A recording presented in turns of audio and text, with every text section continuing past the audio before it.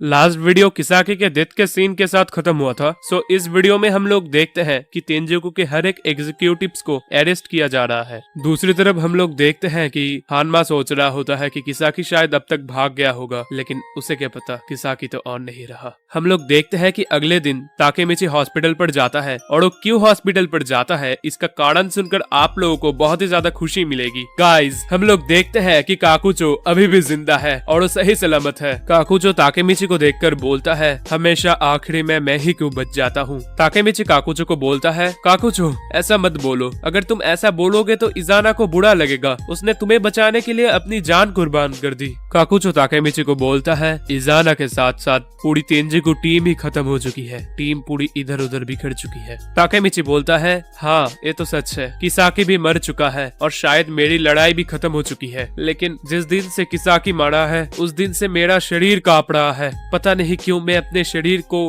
कांपने से नहीं रोक पा रहा। सो गाइस, इसी के साथ तेंजिकू आर्क खत्म हो जाता है, लेकिन सीजन 3 अभी भी बाकी है। इसके बाद माइकी का घर दिखाया जाता है जहाँ पर एम्मा का फनरल हो रहा था। टोमैन के सारे लोग वहाँ पर प्रेजेंट थे।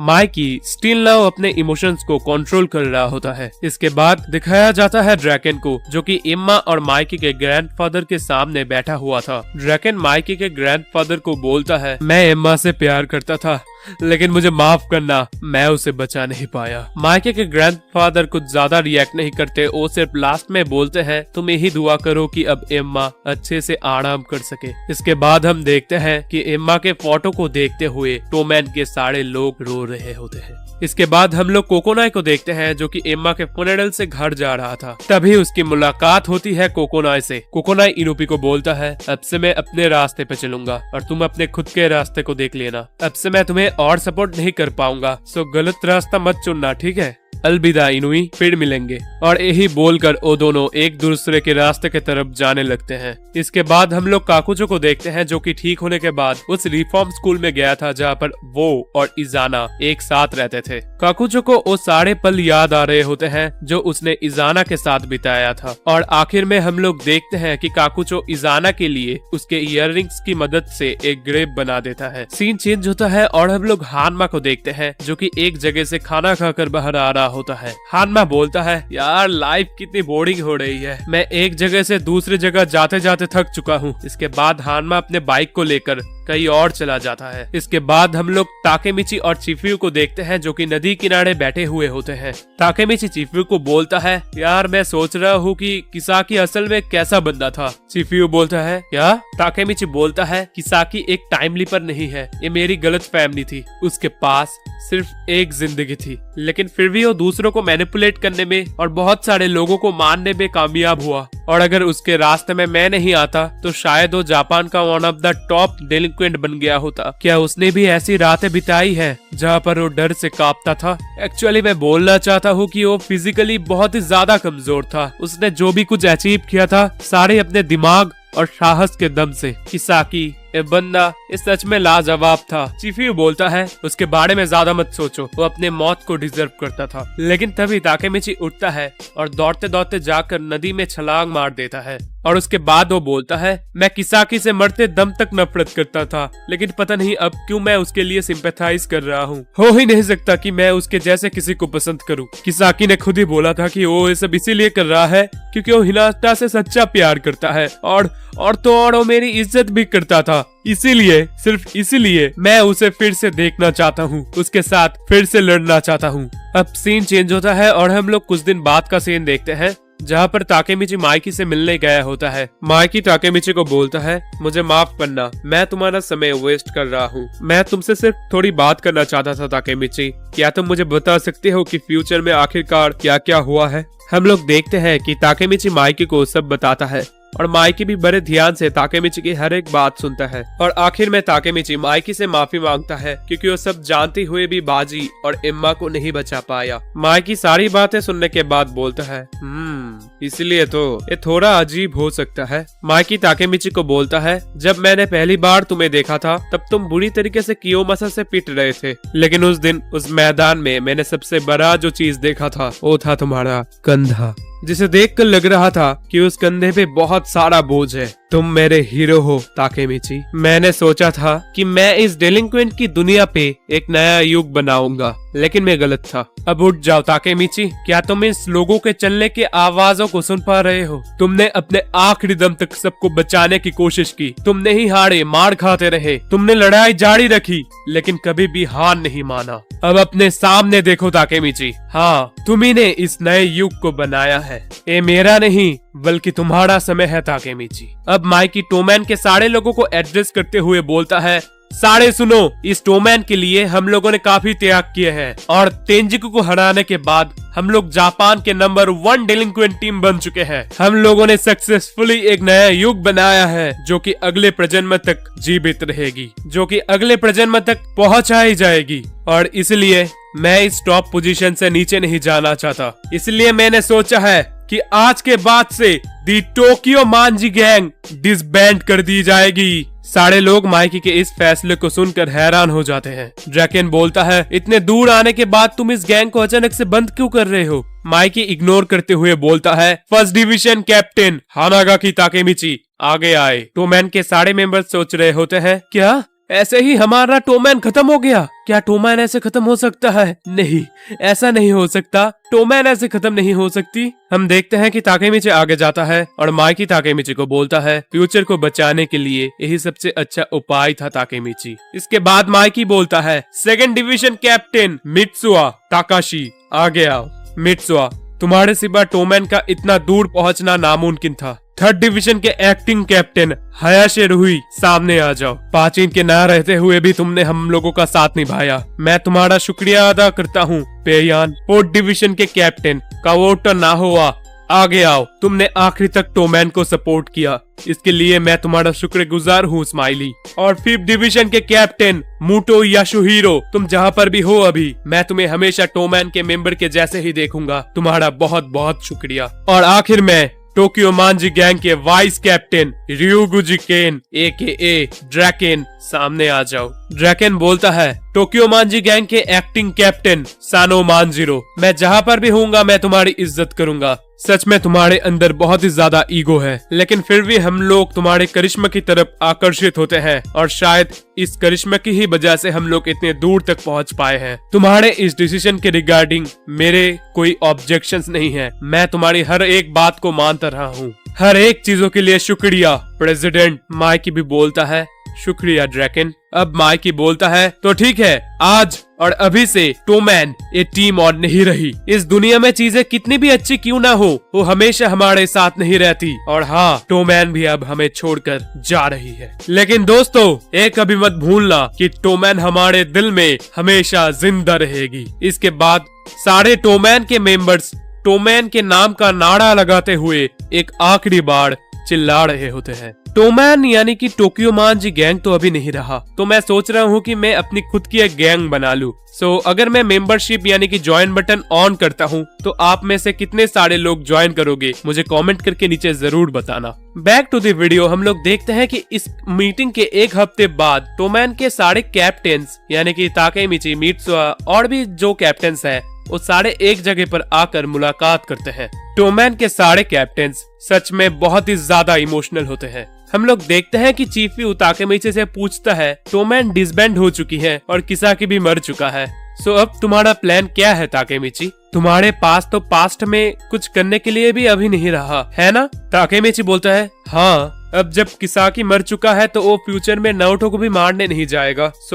अगर मैं अब वापस जाता हूँ फ्यूचर में तो सारी चीजें लगभग शायद ठीक ही होगी। इसलिए मैंने सोचा है कि मैं जल्दी से जल्दी फ्यूचर में वापस लौट जाऊंगा। लेकिन एक बार अगर मैं फ्यूचर पे चला गया तो मैं तुम लोगों से इस टाइमलाइन पे नहीं मिल पाऊंगा। ये सोचकर मुझे थोड़ा थोड़ा बुरा लग रहा है। तभी हाकाई सबको एक आइडिया देता है। वो बोलता है, हे गाइस, क्या हम लोग एक टाइम कैप्सूल नहीं बना सकते हम लोगों की यादों को इकट्ठा करके? माइकी बोलता है, बुरा आइडिया नहीं है, अच्छा आइडिया है। चलो हम लोग हमारे फ्यूचर सेल्फ को एक लेटर लिखते हैं इस टाइम कैप्सूल को हम लोग 12 साल बाद खोलेंगे। सो गाइज, एक हफ्ते बाद अपने अपने लेटर लेकर यहाँ पर पहुंच जाना। इसके बाद वो सारे के सारे लोग वहाँ से चले जाते हैं और एक हफ्ते बाद आकर मिलते हैं अपने अपने लेटर्स के साथ। सारे बहुत ही एक्साइटेड होते हैं और सारे लोग ही वहाँ पर पहुंच चुके होते हैं सिवाय माइकी और ताकेमिची को छोड़ के। माइकी और ताकेमिची एक साथ माइकी के बाइक पे वहाँ पर आ रहे होते हैं। माइकी ताकेमिची को बोलता है, अलविदा ताकेमिची, आई गेस इसके बाद मेरा ए सिर्फ तुमसे और नहीं मिलेगा। इस टाइमलाइन पे तुम्हें छोड़कर सब लोगों के पास अपनी एक जगह है। तुम इस टाइमलाइन से बिलोंग नहीं करते, है ना ताकेमिची? इसलिए मैं चाहता हूँ कि तुम अपने समय और अपने खुद के जगह पर चले जाओ। मैं तुमसे वादा करता हूँ कि हम लोग 12 साल में फिर से मिलेंगे और तब तुम देखना कि टोमैन के हर एक लोग इंक्लूडिंग हिनाटा सब सुरक्षित रहेंगे, क्योंकि उनकी निगरानी मैं खुद करूंगा। उस भविष्य में लौट जाओ ताकेमिची, जहाँ पर हिनाटा ताचिबाना तुम्हारे लिए बेसब्री से इंतजार कर रही है। लौट जाओ। और इसके बाद ताकेमिची और माइकी उस जगह पर पहुंच जाते हैं और दूसरे टोमैन के मेंबर्स के साथ वो लोग वादा करते हैं कि 12 सालों में वो लोग इस कैप्सूल को खोलेंगे और इस जगह पर फिर से इसी दिन पर रियूनाइट होंगे। तो हम देखते हैं कि ताकेमिची और चिफ्यू कहीं पर जा रहे होते हैं। ताकेमिची चिफ्यू को बोलता है कि अब उसे फिर से टाइम ट्रेवल करना है और फ्यूचर में जाना है। चिफ्यू बोलता है, मैं तुम्हें मिस करूंगा पार्टनर। ताकेमिची बोलता है, एक्चुअली मुझे 12 साल पहले नहीं 3 दिन पहले जाना है। एक्चुअली 3 दिन पहले व्हाइट डे था और मैं हिनाटा को कुछ रिटर्न गिफ्ट देना भूल गया। हिनाटा तो मुझे मार ही डालेगी। चिफ्यू मेरे यार, मुझे अब क्या करना चाहिए? हम देखते हैं कि वो दोनों हिनाटा के घर के सामने वाले पार्क में पहुंचते हैं और वहीं पर ही वो दोनों हिनाटा के लिए एक सरप्राइज प्लान करते हैं, जिस सरप्राइज के एंड में हिनाटा के लिए एक एंगेजमेंट रिंग होती है। हम देखते हैं कि चिफ्यू हिनाटा के आने से पहले ही झाड़ियों के पीछे छुप जाता है और वो छुप कर ही सारे चीजों को देखने लगता है। अभी हम देखते हैं कि हिनाटा पार्क में आ जाती है और पार्क में आने के बाद ताकेमिची हिनाटा को देखकर सोचता है, मुझे उससे पहले माफी मांगनी होगी। इससे पहले ताकेमिची कुछ बोलता, हिनाटा ताकेमिची से बोलती है, ताकेमिची मुझे माफ कर देना। ताकेमिची बोलता है, आखिर क्यों? क्योंकि मैं इस समय तक उदास रही थी, जबकि तुम मेरे से ज्यादा दुख में हो। ये बात हिनाटा ताकेमिची को बड़े ही दुख के साथ बोलती है। चिफ्यू दूर बैठकर सोच रहा होता है, आखिरकार हिनाटा ताकेमिची से माफी क्यों मांग रही है? चल क्या रहा है यार? हिनाटा ताकेमिची को बोलती है, जिस दिन से किसाकी कुन मेरे इन 2 आंखों के सामने मरा है, उस दिन से मैं रात में ठीक से सो भी नहीं पा रही। मैं डर गई थी।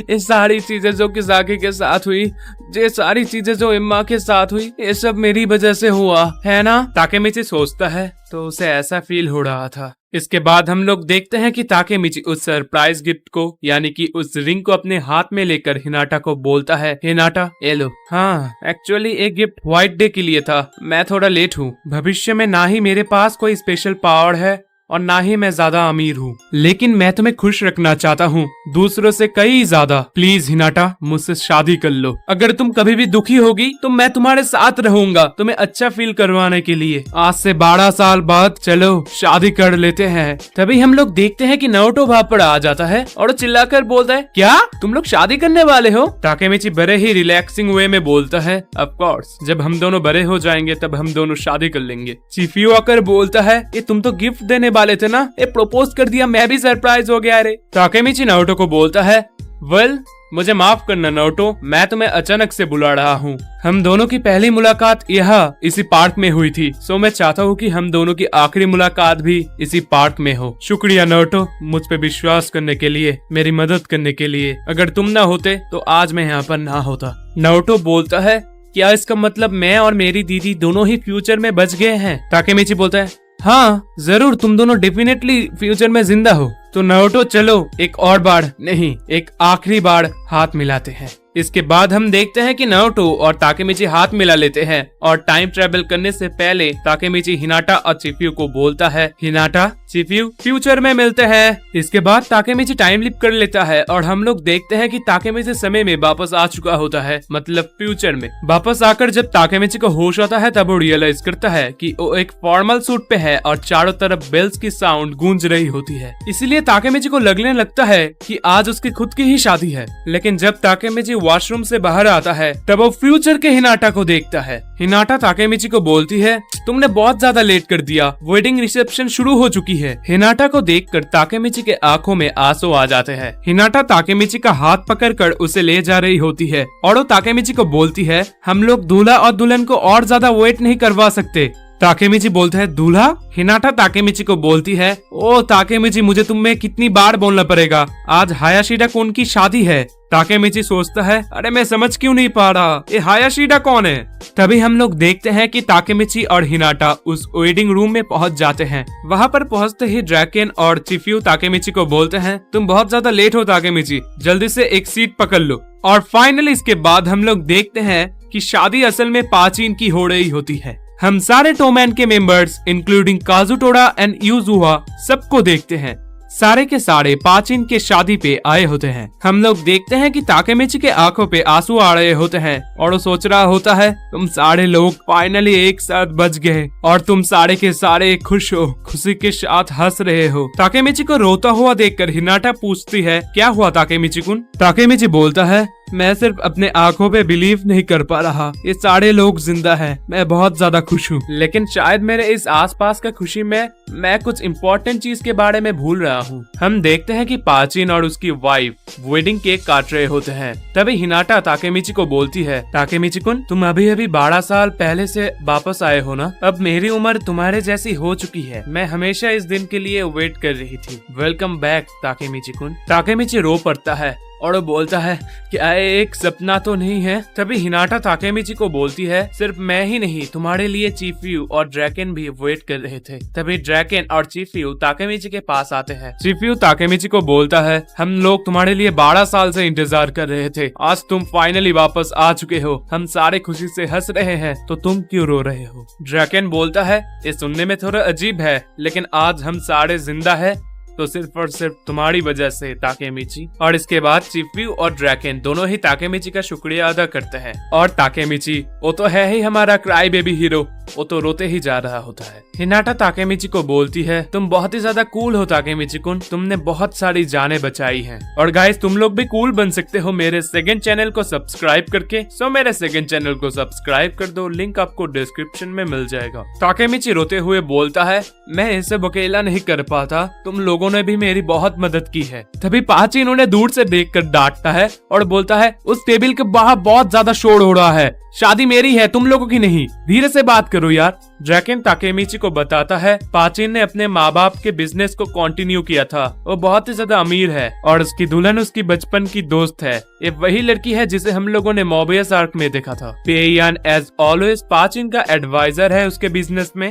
और मित्सुआ एक फैशन डिजाइनर बन चुका है, जिसकी वजह से वो बहुत सारे डिफरेंट जगह पर जा चुका है। हाक्काई एक सक्सेसफुल मॉडल बन चुका है और वो विदेश में बहुत ही ज्यादा पॉपुलर एंड एक्टिव है। और यूजुआ हाक्काई की मैनेजर है। कावाटा ब्रदर्स यानी कि एंग्री और स्माइली ने अपना खुद का एक रेमन शॉप खोला है और ऑफ कोर्स उनके शॉप का नाम उनके पुराने टीम का ही नाम है, सुगोकू। चिफ्यू ने एक पेट शॉप खोला है जहाँ पर काजुतोरा उसकी मदद करता है। इसके बाद हम देखते हैं कि बताया जाता है कि ड्रैकेन और इनुपी ने एक साथ एक मोटर बाइक की शॉप खोली है। ताकेमिची उन सारे लोगों की सक्सेस स्टोरी को सुनकर बहुत ज्यादा खुश हो रहा होता है। तभी हम देखते हैं कि पीछे से कोई ताकेमिची को बुलाता है। हम देखते हैं कि वो बंदा और कोई नहीं बल्कि नाओटो होता है। नाओटो सही सलामत और जिंदा होता है। नाओटो ताकेमिची को बताता है, फाइनली ये दिन आ चुका है, मुझे पता था ताकेमिची कुन कि तुम्हें कर सकते हो, मुझे पहले से ही तुम पर पूरा भरोसा था। नाओटो को देखकर लिटरली ताकेमिची के आग भर आते हैं। ताकेमिची नाओटो को गले लगाता है और बोलता है,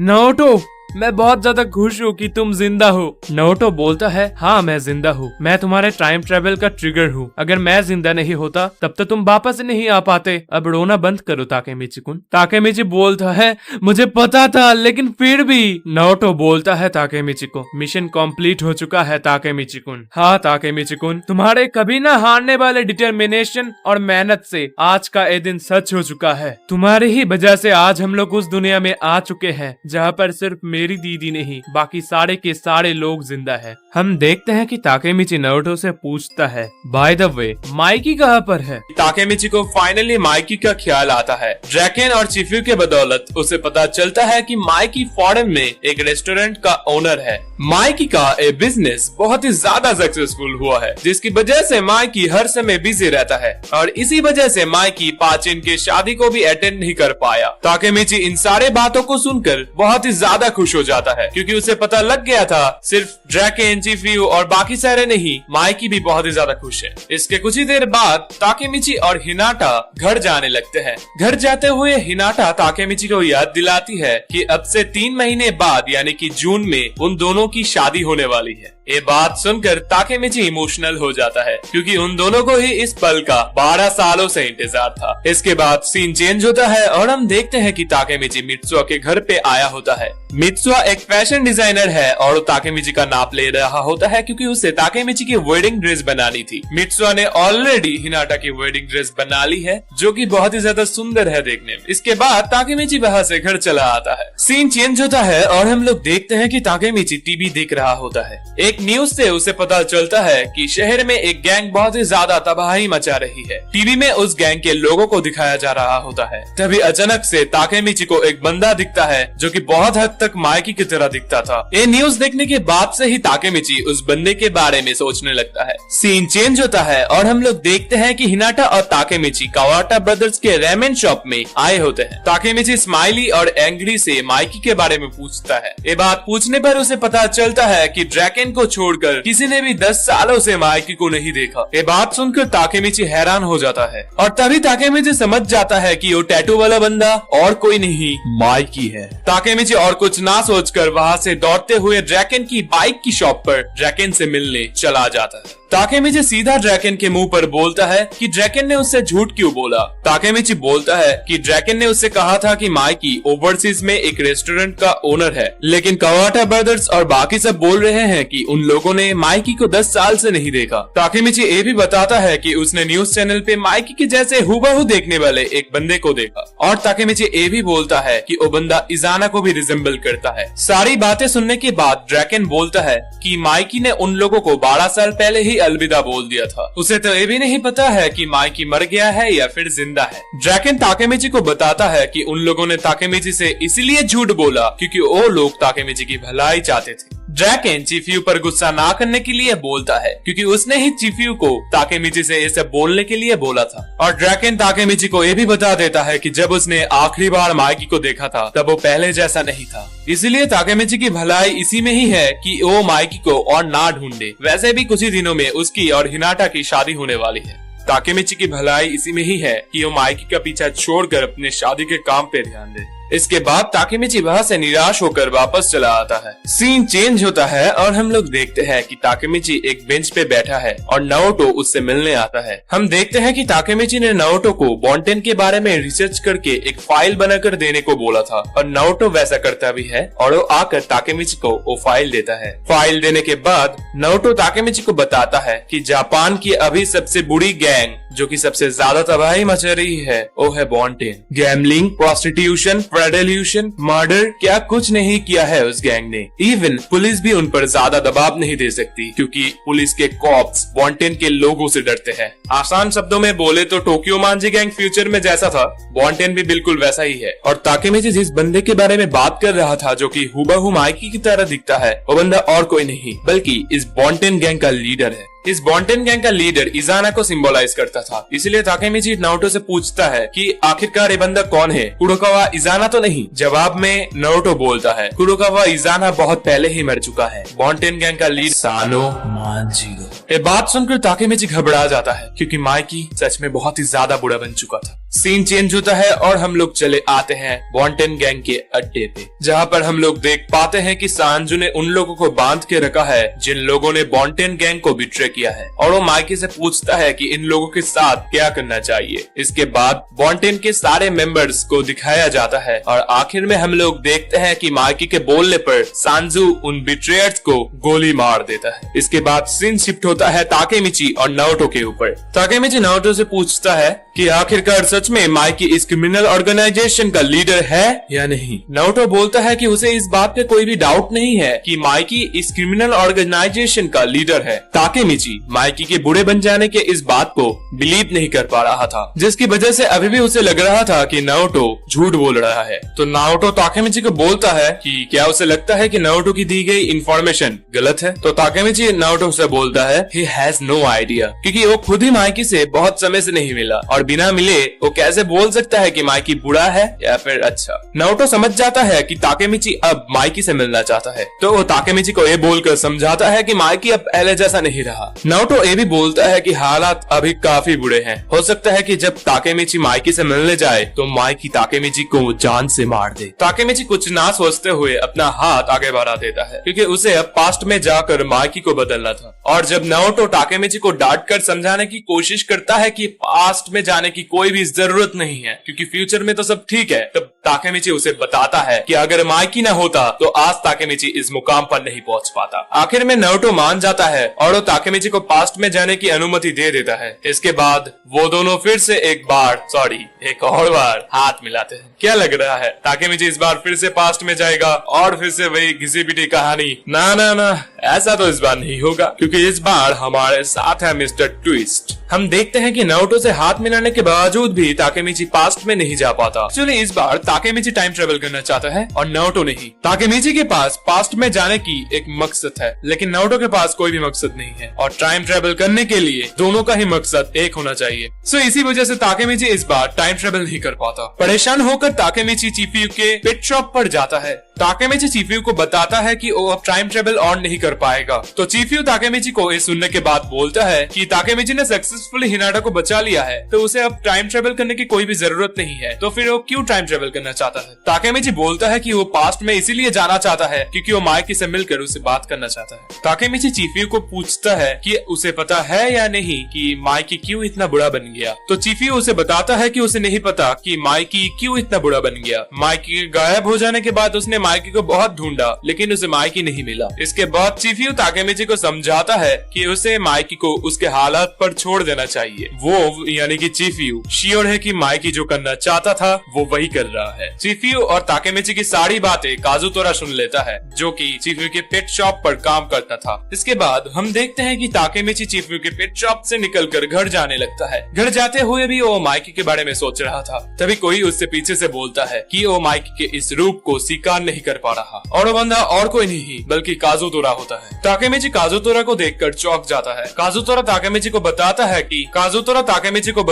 कि 10 सालों से उसका समय प्रिजन में जमा रहा, और जब वो प्रिजन से बाहर आया तब टोमैन एग्जिस्ट ही नहीं करती थी, टोमैन डिसबैंड हो चुकी थी। काजुतोरा सबसे हटके एक चीज बताता है। वो बोलता है कि माइकी बिल्कुल भी चेंज नहीं हुआ है। माइकी किसी को भी अपना गुस्सा और गुरूर नहीं दिखाता। माइकी सब कुछ अपने दिल में रखता है। माइकी जो जिंदगी जी रहा है उस जिंदगी को माइकी ने नहीं चूज किया। इसका मतलब मैं तुम्हारे साथ हूँ हानागाकी ताकेमिची, हम दोनों एक साथ काम करेंगे। इसके बाद ताकेमिची सोचता है कि अगर वो पास्ट में नहीं जा सकता तो वो फ्यूचर यानी कि प्रेजेंट में माइकी को ढूंढ कर निकालेगा और उसके साथ मिलकर बात करेगा, और इस मिशन में उसका मदद करेगा काजुतोरा। इसके बाद हम देखते हैं कि ताकेमिची बाल कटवाने अकुन के सैलून पर जाता है। जब ताकेमिची बाल कटवा रहा था तभी उसे एक कॉल आती है। एक कॉल करा होता है हाक्काई ने, जो कि बोलता है टाइम कैप्सूल खोलने की बात। ये वही टाइम कैप्सूल है जो उन लोगों ने 12 साल पहले गाड़ी थी। तो अब फाइनली समय आ चुका है कि वो लोग उस टाइम कैप्सूल को खोले। सीन चेंज होता है और हम लोग देखते हैं कि टोमैन के सारे मेंबर्स उस टाइम कैप्सूल को खोलने आए होते हैं। पूरे 12 साल बीत चुके हैं। उस दिन शाम तक उन लोगों ने माइकी का वेट किया, लेकिन माइकी उस दिन भी नहीं आया। इसी वजह से वो लोग और माइकी का वेट ना करते हुए टाइम कैप्सूल को खोलने का डिसीजन ले लेते हैं। सारे के सारे लोग अपने रखे पुराने लेटर्स और चीजों को देखकर नॉस्टैल्जिक फील कर रहे होते हैं। एज माइकी नहीं आता तो वो लोग डिसाइड करते हैं कि वो लोग माइकी के लिखे खत को देखेंगे, क्योंकि उन्हें जानना था कि माइकी ने उस समय क्या लिखा था। ताकेमिची सोचता है कि अगर वो माइकी के लिखे उस लेटर को देखेगा तो हो सकता है कि उसे कुछ क्लूज मिल जाए। अब हम देखते हैं कि ताकेमिची माइकी के लिखे लेटर को पढ़ता है, जिसमें लिखा होता है कि मुझे पता नहीं मैं 12 सालों में क्या करूँगा, लेकिन मैं निश्चित होकर कह सकता हूँ कि मित्सुआ एक फैशन डिजाइनर बनेगा। उसके पास एक फैंसी ऑफिस होगी और वो बहुत ही ज्यादा स्टाइलिश क्लॉथ बनाएगा। एंड एज हाक्काई मित्सुआ को पसंद करता है तो वो मित्सुआ के जैसे ही किसी सिमिलर इंडस्ट्री में काम करेगा और वो अपना ज्यादातर समय मित्सुआ के वर्क प्लेस में ही स्पेंड करेगा। पाचिन डेफिनेटली अपने पिता के बिजनेस को और भी आगे बढ़ाएगा और पेयान ऑफ कोर्स पाचिन को फॉलो करेगा क्योंकि विदाउट पेयान देयर इज नो पाचिन। और जहाँ तक बात है स्माइली और एंगर की, वो दोनों कुछ न कुछ क्रेजी ही करेंगे और मुझे पता है कि स्माइली तब तक सेफ है जब तक एंग्री उसके साथ है। और केंचिन के लिए तो सिर्फ एक ही चॉइस है, वो पक्का एक बाइक शॉप खोलेगा। और जहाँ तक बात है चिफ्यू की, तो वो कुछ ऐसा ही करेगा जिसे उसे हमेशा बाजी की याद आए। और ताकेमिची, अगर तुम और हिना एक साथ खुश नहीं रहे तो मैं तुम्हें इस बार मार डालूंगा। मैंने सिर्फ तुम्हारे फ्यूचर के लिए नहीं ताकेमिची, बल्कि दूसरों के फ्यूचर के लिए भी टोमैन को डिसबैंड किया है, जिससे कि वो लोग और तुम सारे खुश रहो। तुम सारे लोगों के लिए टोमैन एक सही और अच्छी जगह नहीं है, इसीलिए प्लीज तुम सारे लोग अपने अपने खुद के जर्नी पर खुद के वैल्यूज को ढूंढने के लिए ध्यान दो। और मैं भी अपने खुद के वैल्यूज को ढूंढने के खातिर अपने खुद के जर्नी पर ध्यान दूंगा। और हो सकता है कि अब से मैं तुम लोगों से और ना मिल पाऊं। तुम लोग समझ सकते हो ना, हम लोग चाहे कितने भी दूर क्यों ना हो, हम लोग हमेशा एक साथ जुड़े रहेंगे। माइकी की इन सारी बातों से टोमैन के सारे लोगों का दिल खुश हो जाता है। इन सब के बीच ताकेमिची रियलाइज करता है कि उसने अपने खुद के ही लेटर को नहीं पढ़ा, तो अपने खुद के लेटर को ढूंढने के लिए टाइम कैप्सूल के पास जाता है। तभी उसे अपने लेटर के साथ एक वीडियो टेप मिलता है। इसी के बाद वो सारे अपने अपने घर जाने लगते हैं। ताकेमिची उस वीडियो टेप को लेकर एक वीडियो टेप की शॉप पर जाता है जो कि आकिहाबारा में था। उस शॉप के ओनर से पूछने के बाद ताकेमिची को पता चलता है कि वो अभी भी इस टेप को प्ले कर सकता है। ताकेमिची उस वीडियो टेप को प्ले करता है, तभी उसे शिनिचिरो और छोटे माइकी की कुछ क्लिप्स दिखती हैं। अचानक से ये सब सीन कट जाता है और हम देखते हैं उस माइकी को जो कि 12 साल पहले ताकेमिची को कुछ कहना चाहता था। उस वीडियो में माइकी 12 साल बाद के ताकेमिची को कुछ बताना चाहता था। उस वीडियो में वो बोलता है कि उसने ज्यादातर बातें अपने लेटर में ही बोल दी थी, लेकिन एक ऐसी चीज है जो वो सिर्फ ताकेमिची को ही बोलना चाहता है। वीडियो में माइकी बोलता है कि उसे लगता है कि उसके अंदर कोई और है, क्योंकि वो कभी कभी अपने आप को ही कंट्रोल नहीं कर पाता। और उस कोई और को माइकी बोलता है डार्क इम्पल्सिविटी। ताकेमिची सोच रहा होता है कि ये डार्क इम्पल्सिविटी क्या है। तभी ताकेमिची को याद आता है कि हो सकता है कि ये डार्क इम्पल्सिविटी वही चीज है जिसकी वजह से माइकी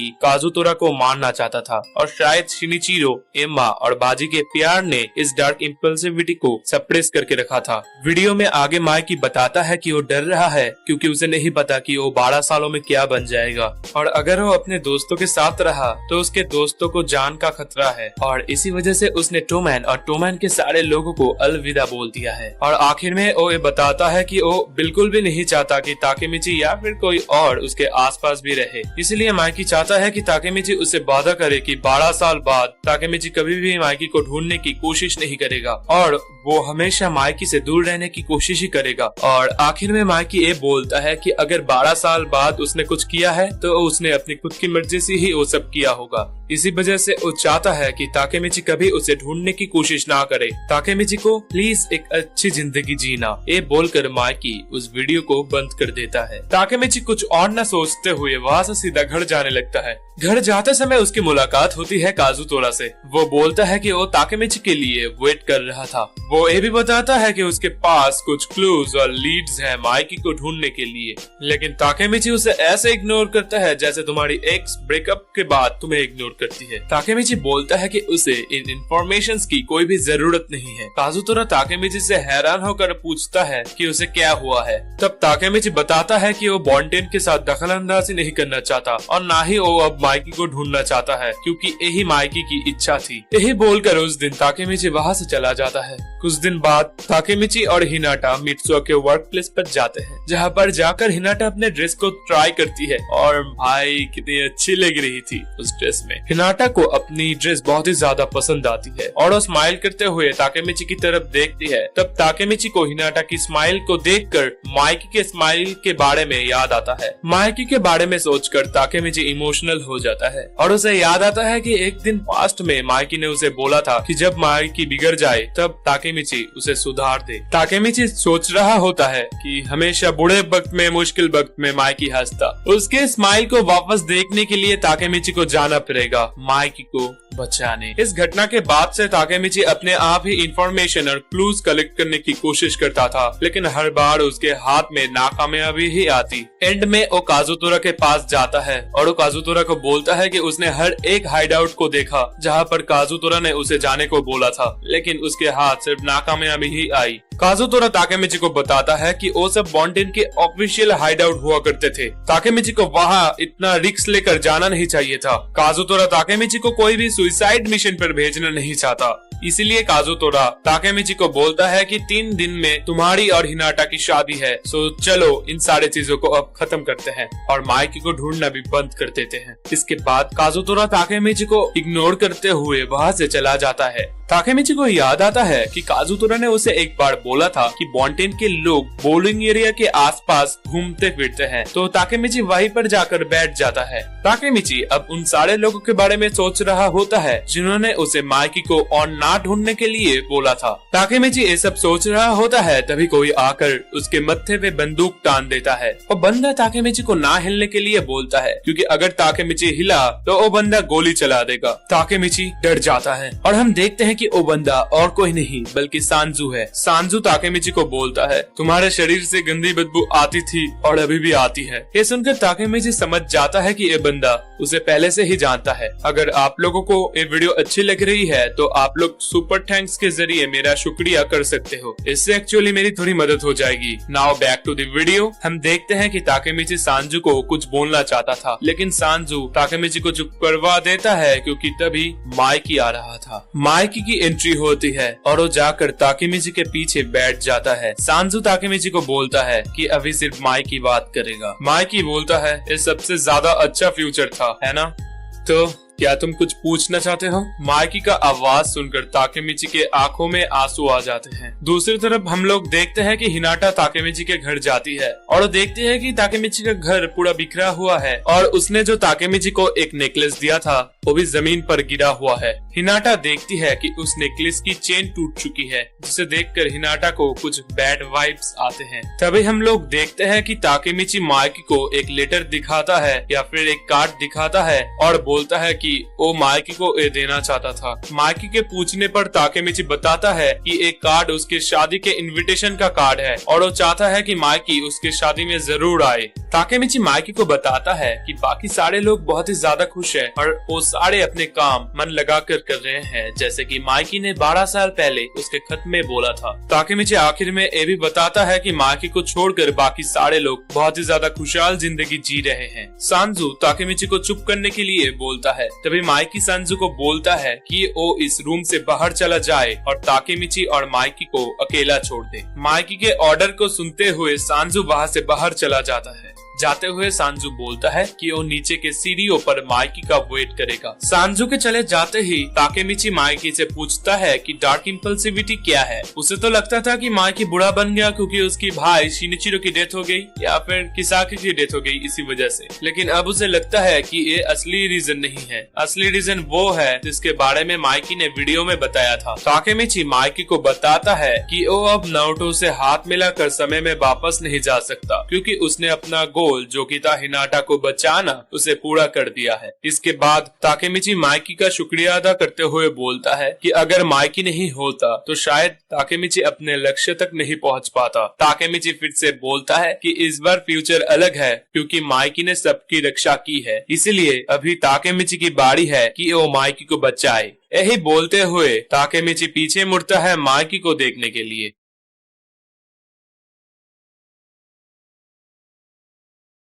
और हम देखते हैं कि माइकी धराधर ताकेमिची को गोली। माइकी ताकेमिची को बोलता है कि वो इसलिए नहीं मिलना चाहता था क्योंकि चीजें ऐसे खत्म होती। ताकेमिची की लॉन्ग जर्नी यही पर ही खत्म होती है। यही बोलकर माइकी छत पर चला जाता है।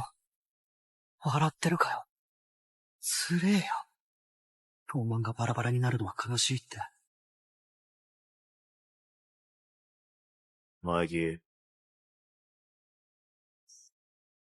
バーカ東京卍か。勢揃いだバカ野郎。なんでお前がここに？マイキー。は？竹道。何度失敗しても、何度でも何度でも、君が助かる未来にたどり着くまで、絶対折れねえか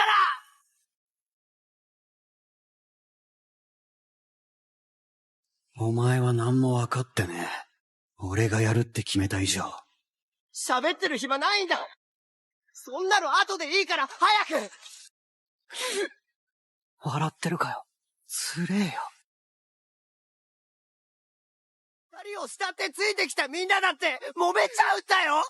二人だけの問題じゃねえじゃん。当万みんなバラバラになっちゃうんだよ。そんなの悲しいじゃん。俺やだよ。そんなの見たくねえよ。そんなの嘘だ。俺を殺すわけがない。俺の友達だ。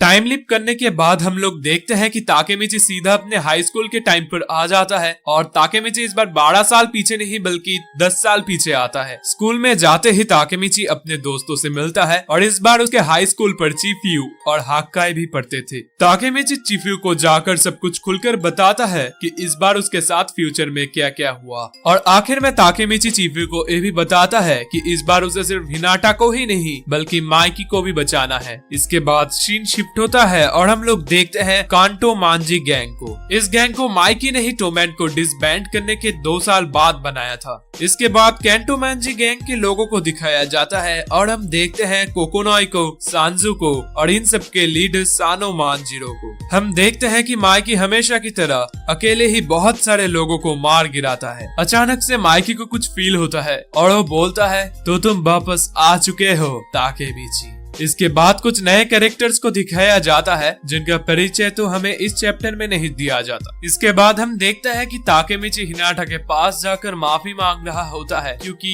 उस शादी के 2 दिन पहले माइकी को इनवाइट करने गया था और वहाँ वो खुद ही मर गया। ये सुनते ही हिनाटा समझ जाती है कि फ्यूचर का हानागा की ताकेमिची वापस आ चुका है। ताकेमिची हिनाटा को बताता है कि जब तक वो हिनाटा के साथ माइकी को नहीं बचाएगा तब तक सब कुछ ऐसे ही चलता रहेगा। हम देखते हैं कि हिनाटा ताकेमिची को ये बोलकर मोटिवेट करती है कि अगर इस बार कुछ गलत भी हुआ तो फिर भी हिनाटा ताकेमिची के साथ रहेगी और उसके लिए चीयर करेगी। I guess everybody deserves a girlfriend like Hinata Tachibana. हम देखते हैं कि आखिर में ताकेमिची बोलता है कि इस बार उसका इंटेंशन माइकी को हराना है। माइकी को हराने के लिए ताकेमिची को इस वक्त के डिलिंक्वेंट वर्ल्ड के बारे में सब कुछ जानना पड़ेगा जिसमें उसकी मदद करता है उसका दोस्त यामागिशी। हम देखते हैं कि यामागिशी बताता है कि टोमैन को डिसबैंड हुए 2 साल हो चुके हैं और टोक्यो मांजी गैंग के डिसबैंड होते ही टोक्यो में पावर रिलेशंस ड्रास्टिकली चेंज हो चुके थे। टोक्यो के डिलिंक्वेंट वर्ल्ड में लिटरली एक सिविल वॉर चल रहा था क्योंकि एक के बाद एक गैंग अपने आप को टोक्यो के नेक्स्ट पावर हाउस प्रोक्लेम कर रहे थे और कोई और उन्हें हरा रहा था। देन वो लोग अपने आप को पावर हाउस प्रोक्लेम कर रहे थे और ऐसा ही चलता जा रहा था। इसी समय पर 3 करिश्माओं की वजह से टोक्यो के डिलिंक्वेंट वर्ल्ड की सिविल वॉर खत्म हुई। ये 3 करिश्माएं थी रोकुआरू टेंडाई को रिप्रेजेंट करने वाला साउथ जिसका मिनाटो वर्ल्ड में बहुत ही ज्यादा दबदबा था, ब्राह्मण गैंग का बॉस कावारागे सेंजू जो कि शिंजुकु वर्ल्ड में रूल करता था और फाइनली कैंटोमांजी गैंग को रिप्रेजेंट करने वाला सानो मांजिरो जिनका रूल तो वैसे सारे टोक्यो पर है लेकिन सबसे ज्यादा खौफ है शिबुया वर्ल्ड में। इन 3 गैंग्स की वजह से टोक्यो का डेलिंक्वेंट वर्ल्ड अभी बैलेंस्ड है और इस डेलिंक्वेंट वर्ल्ड के सारे बंदे इन तीनों को दी 3 डेइटीज बोल के बुलाते हैं। ताकेमिची सोच रहा होता है कि इस पूरे टोक्यो में माइकी के बराबर के और भी 2 लोग हैं। तभी ताकेमिची और चीफ्यू नीचे आ रहे होते हैं। ताकेमिची चीफ्यू से पूछता है कि वो लोग कैसे माइकी को हराएंगे। चीफ्यू बताता है कि माइकी को हराने की शक्ति किसी में भी नहीं है लेकिन फिर भी वो लोग अपने पुराने टीम मेंबर्स के साथ रीयूनाइट हो सकते हैं। इसी वक्त उन दोनों के बीच हाक्काई आता है और हाक्काई उन दोनों को ही एक जगह पर ले जाता है और वो जगह और कहीं नहीं बल्कि पाचिन और पेयान का बिजनेस ऑफिस होता है। ताकेमिची को देखते ही पाचिन उससे हालचाल पूछता है, लेकिन ताकेमिची पाचिन को पहचान ही नहीं पाता। लेकिन बाद में जब पाचिन अपना परिचय देता है तब ताकेमिची उसे पहचान जाता है। ताकेमिची को पता चल जाता है कि इसी वजह से फ्यूचर में पेयान और पाचिन ने एक साथ एक रियल एस्टेट कंपनी खोली है। इसके बाद वो लोग एक दूसरे के साथ बहुत मजे से बातचीत करते हैं। एंड में चीफियू ताकेमिची को बोलता है कि उन दोनों को पाचिन और पेयान को अपने नए टीम में इनवाइट करना चाहिए या नहीं। वहाँ से वापस आने के बाद ताकेमिची चीफियू को बोलता है कि मित्सुआ, पाचिन, पेयान और हक्काई के अपने अपने प्लान्स हैं, सो ताकेमिची उन्हें अपने टीम में इनवाइट नहीं करना चाहता। इसके बाद चीफियू भी अपने पार्ट टाइम जॉब पर चला जाता है। घर वापस जाते समय ताकेमिची सोचता है कि उसे माइकी को अकेला ही हराना पड़ेगा। सिचुएशन अभी 2 साल पहले जैसी नहीं रही। वो इन लोगों को इन्वॉल्व नहीं कर सकता क्योंकि इन लोगों के पास ऑलरेडी अपने फ्यूचर प्लान्स है। ताकेमिची ये सब बातें सोच रहा होता है, तभी उसके पास ड्रैकन का कॉल आता है। हम लोग देखते हैं कि ताकेमिची को ड्रैकन अपनी बाइक शॉप पर बुलाता है। वहाँ पर पहुंचकर ताकेमिची को पता चलता है कि ड्रैकन उसका ही बाइक रिपेयर कर रहा था। रिपेयरिंग के बाद बाइक टेस्टिंग के लिए वो लोग एक साथ एक राइड पर जाते हैं। बाइक चलाने के समय ताकेमिची ड्रैकन को बताता है कि वो फ्यूचर से वापस आ चुका है और इस बार उसका एम माइकी को बचाना है। ड्रैकन ताकेमिची को बोलता है, हम लोग माइकी के बारे में कुछ नहीं कर सकते। मुझे समझ नहीं आ रहा कि मैं तुम्हें एक ऐसे बताऊं, लेकिन इस समय सोसाइटी के लोग हम लोगों को रिस्पेक्ट करते हैं। माइकी ने हम लोगों को इसीलिए छोड़ा क्योंकि उसे बुराई का रास्ता अपनाना था। इसलिए मुझे लगता है ताकेमिची, तुम्हें उसे उसी बुराई के रास्ते पर छोड़ देना चाहिए। माइकी पहले से बहुत ज्यादा बदल चुका है, वो तुम्हें मारने से पहले एक बार भी नहीं सोचेगा। तभी ताकेमिची को ख्याल आता है कि सच में फ्यूचर में माइकी ने उसे एक बार भी ना सोचकर मार दिया था। ताकेमिची और ड्रैकन ये सब बातें कर ही रहे होते हैं, तभी हम लोग देखते हैं कि कोई इनुपी को उनके गाड़ी के सामने फेंकता है। ताकेमिची की ड्राइविंग स्किल्स अच्छी होती है क्योंकि वो खुद को और इनुपी को दोनों को ही बचा लेता है। इनुपी को फेंकने वाला बंदा और कोई नहीं बल्कि रोकुहारू टेंडाई का साउथ होता है। तभी हम देखते हैं कि रोकुहारू टेंडाई की पूरी गैंग साउथ के पीछे आकर इकट्ठी होती है। साउथ ड्रैकन के सामने जाता है और ड्रैकन को बोलता है रोकुहारा टेंडाई को ज्वाइन कर लो। ताकेमिची घबरा जाता है क्योंकि आसपास रोकुहारा टेंडाई के 100 से भी ज्यादा लोग आ चुके थे। ड्रैकन साउथ को बोलता है, मेरा आंसर हर बार सेम ही रहेगा साउथ, तुम समझते क्यों नहीं? मैं रोकुहारा टेंडाई को ज्वाइन नहीं करने वाला। इसका मतलब साउथ बहुत समय से ड्रैकन को रोकुहारू टेंडाई को ज्वाइन करने के लिए फोर्स कर रहा है। ड्रैकन बोलता है, मैं ऑलरेडी रिटायर हो चुका हूँ, मैं तुम लोगों के इस झगड़े में नहीं पड़ना चाहता। रिटायर हो जाने की बात सुनकर साउथ बहुत ज्यादा गुस्सा हो जाता है। इसके बाद साउथ मर्सीलेसली ड्रैकन को मारता है। साउथ कहता है, मैं तुम्हें कभी नहीं माफ करूंगा अगर तुम रिटायर करने की बात करते हो। इसके बाद साउथ बहुत ही बुरी तरीके से ड्रैकन को मारता है। मारते हुए साउथ ड्रैकन को बोलता है, तुम्हारे पास 2 चॉइसेस हैं, एक मेरे अंडर काम करो, नहीं तो आज यहाँ मेरे हाथों मरो। तभी साउथ की नजर ताकेमिची पर पड़ती है। तभी साउथ बोलता है, टोमैन का वाइस प्रेसिडेंट नहीं तो फॉर्मर फर्स्ट डिवीजन का कैप्टन ही सही। साउथ ताकेमिची को बोलता है, अब तुम्हारी बारी है। साउथ ताकेमिची को मारने जा ही रहा होता है, तभी हम लोग देखते हैं कि कोई आकर रोकुहारू टेंडाई के लोगों को मार रहा होता है। हमें पता लगता है कि ये बंदा और कोई नहीं बल्कि ब्राह्मण गैंग का वाइस प्रेसिडेंट ताकेओमी होता है। हम लोग देखते हैं कि थोड़ी ही देर में पूरी ब्राह्मण गैंग वहाँ पर आ जाती है। ताकेमिची और भी घबरा जाता है क्योंकि तीनों डेइटीज में से 2 डेइटी ऑलरेडी यहाँ पर आ चुके थे। साउथ बोलता है, तुम लोग यहाँ पर किस वजह से आए हो ब्राह्मण? ब्राह्मण का वाइस प्रेसिडेंट ताकेओमी बोलता है, हम लोग तुम्हारे लिए नहीं आए हैं रोकुहारू टेंडाई, हम लोग यहाँ आए हैं हानागाकी ताकेमिची के लिए। हम लोग उसे अपने साथ शामिल करना चाहते हैं। ताकेमिची चौंक जाता है और बोलता है, क्या मेरे लिए? ताकेओमी बोलता है, हाँ तुम्हारे लिए। तभी हम लोग देखते हैं रोकुहारू टेंडाई का लीडर काकुचो आता है। ये चीज शायद थोड़ी शॉकिंग होगी तुम लोगों के लिए। काकुचो आता है और बोलता है, ओए ओए ओए, हम लोग तुम्हें ताकेमिची को नहीं ले जाने दे सकते। ताकेओमी बोलता है, ओ लगता है इजाना के मरने के बाद तुमने साउथ को अपना राजा बनाया है। काकुचो एक सैवेज रिप्लाई देता है। ओ ताकेओमी को बोलता है, तुम भी क्या शिनोजीरो को भूल गए? तुम लोग कंफ्यूज ना हो जाओ इसीलिए मैं पहले ही बता देता हूँ, ब्राह्मण गैंग के कई सारे लोग फर्स्ट जनरेशन ब्लैक ड्रैगन के फाउंडिंग मेंबर्स है, जिसका लीडर शानो शिनिचिरो था। इसके बाद हम देखते हैं कि रोकुहारू टेंडाई के और भी कई सारे लोग बाहर आते हैं, जिनमें से होते हैं कांजी मोचिजुकी, शियोन मादारामे और हाइटानी ब्रदर्स। हाइटानी ब्रदर्स हर बुरी टीम में पहुंच जाते हैं, पता नहीं क्यों, शायद अथॉरिटी ने पसंद नहीं करते। तभी हम लोग देखते हैं कि ब्राह्मण गैंग का लीडर कावारागी सेंजू भी वहां पर आता है। सेंजू आते ही अपनी छतरी साउथ की तरफ फेंकती है। सेंजू अपने छतरी को एक वेपन के जैसे यूज करती है। साउथ बहुत आसानी से उस छतरी को तो डॉच कर देता है, लेकिन तभी सेंजू उस पर सरप्राइज अटैक करके उसके सर पर एक बहुत जोर से किक मारता है। सेंजू की छतरी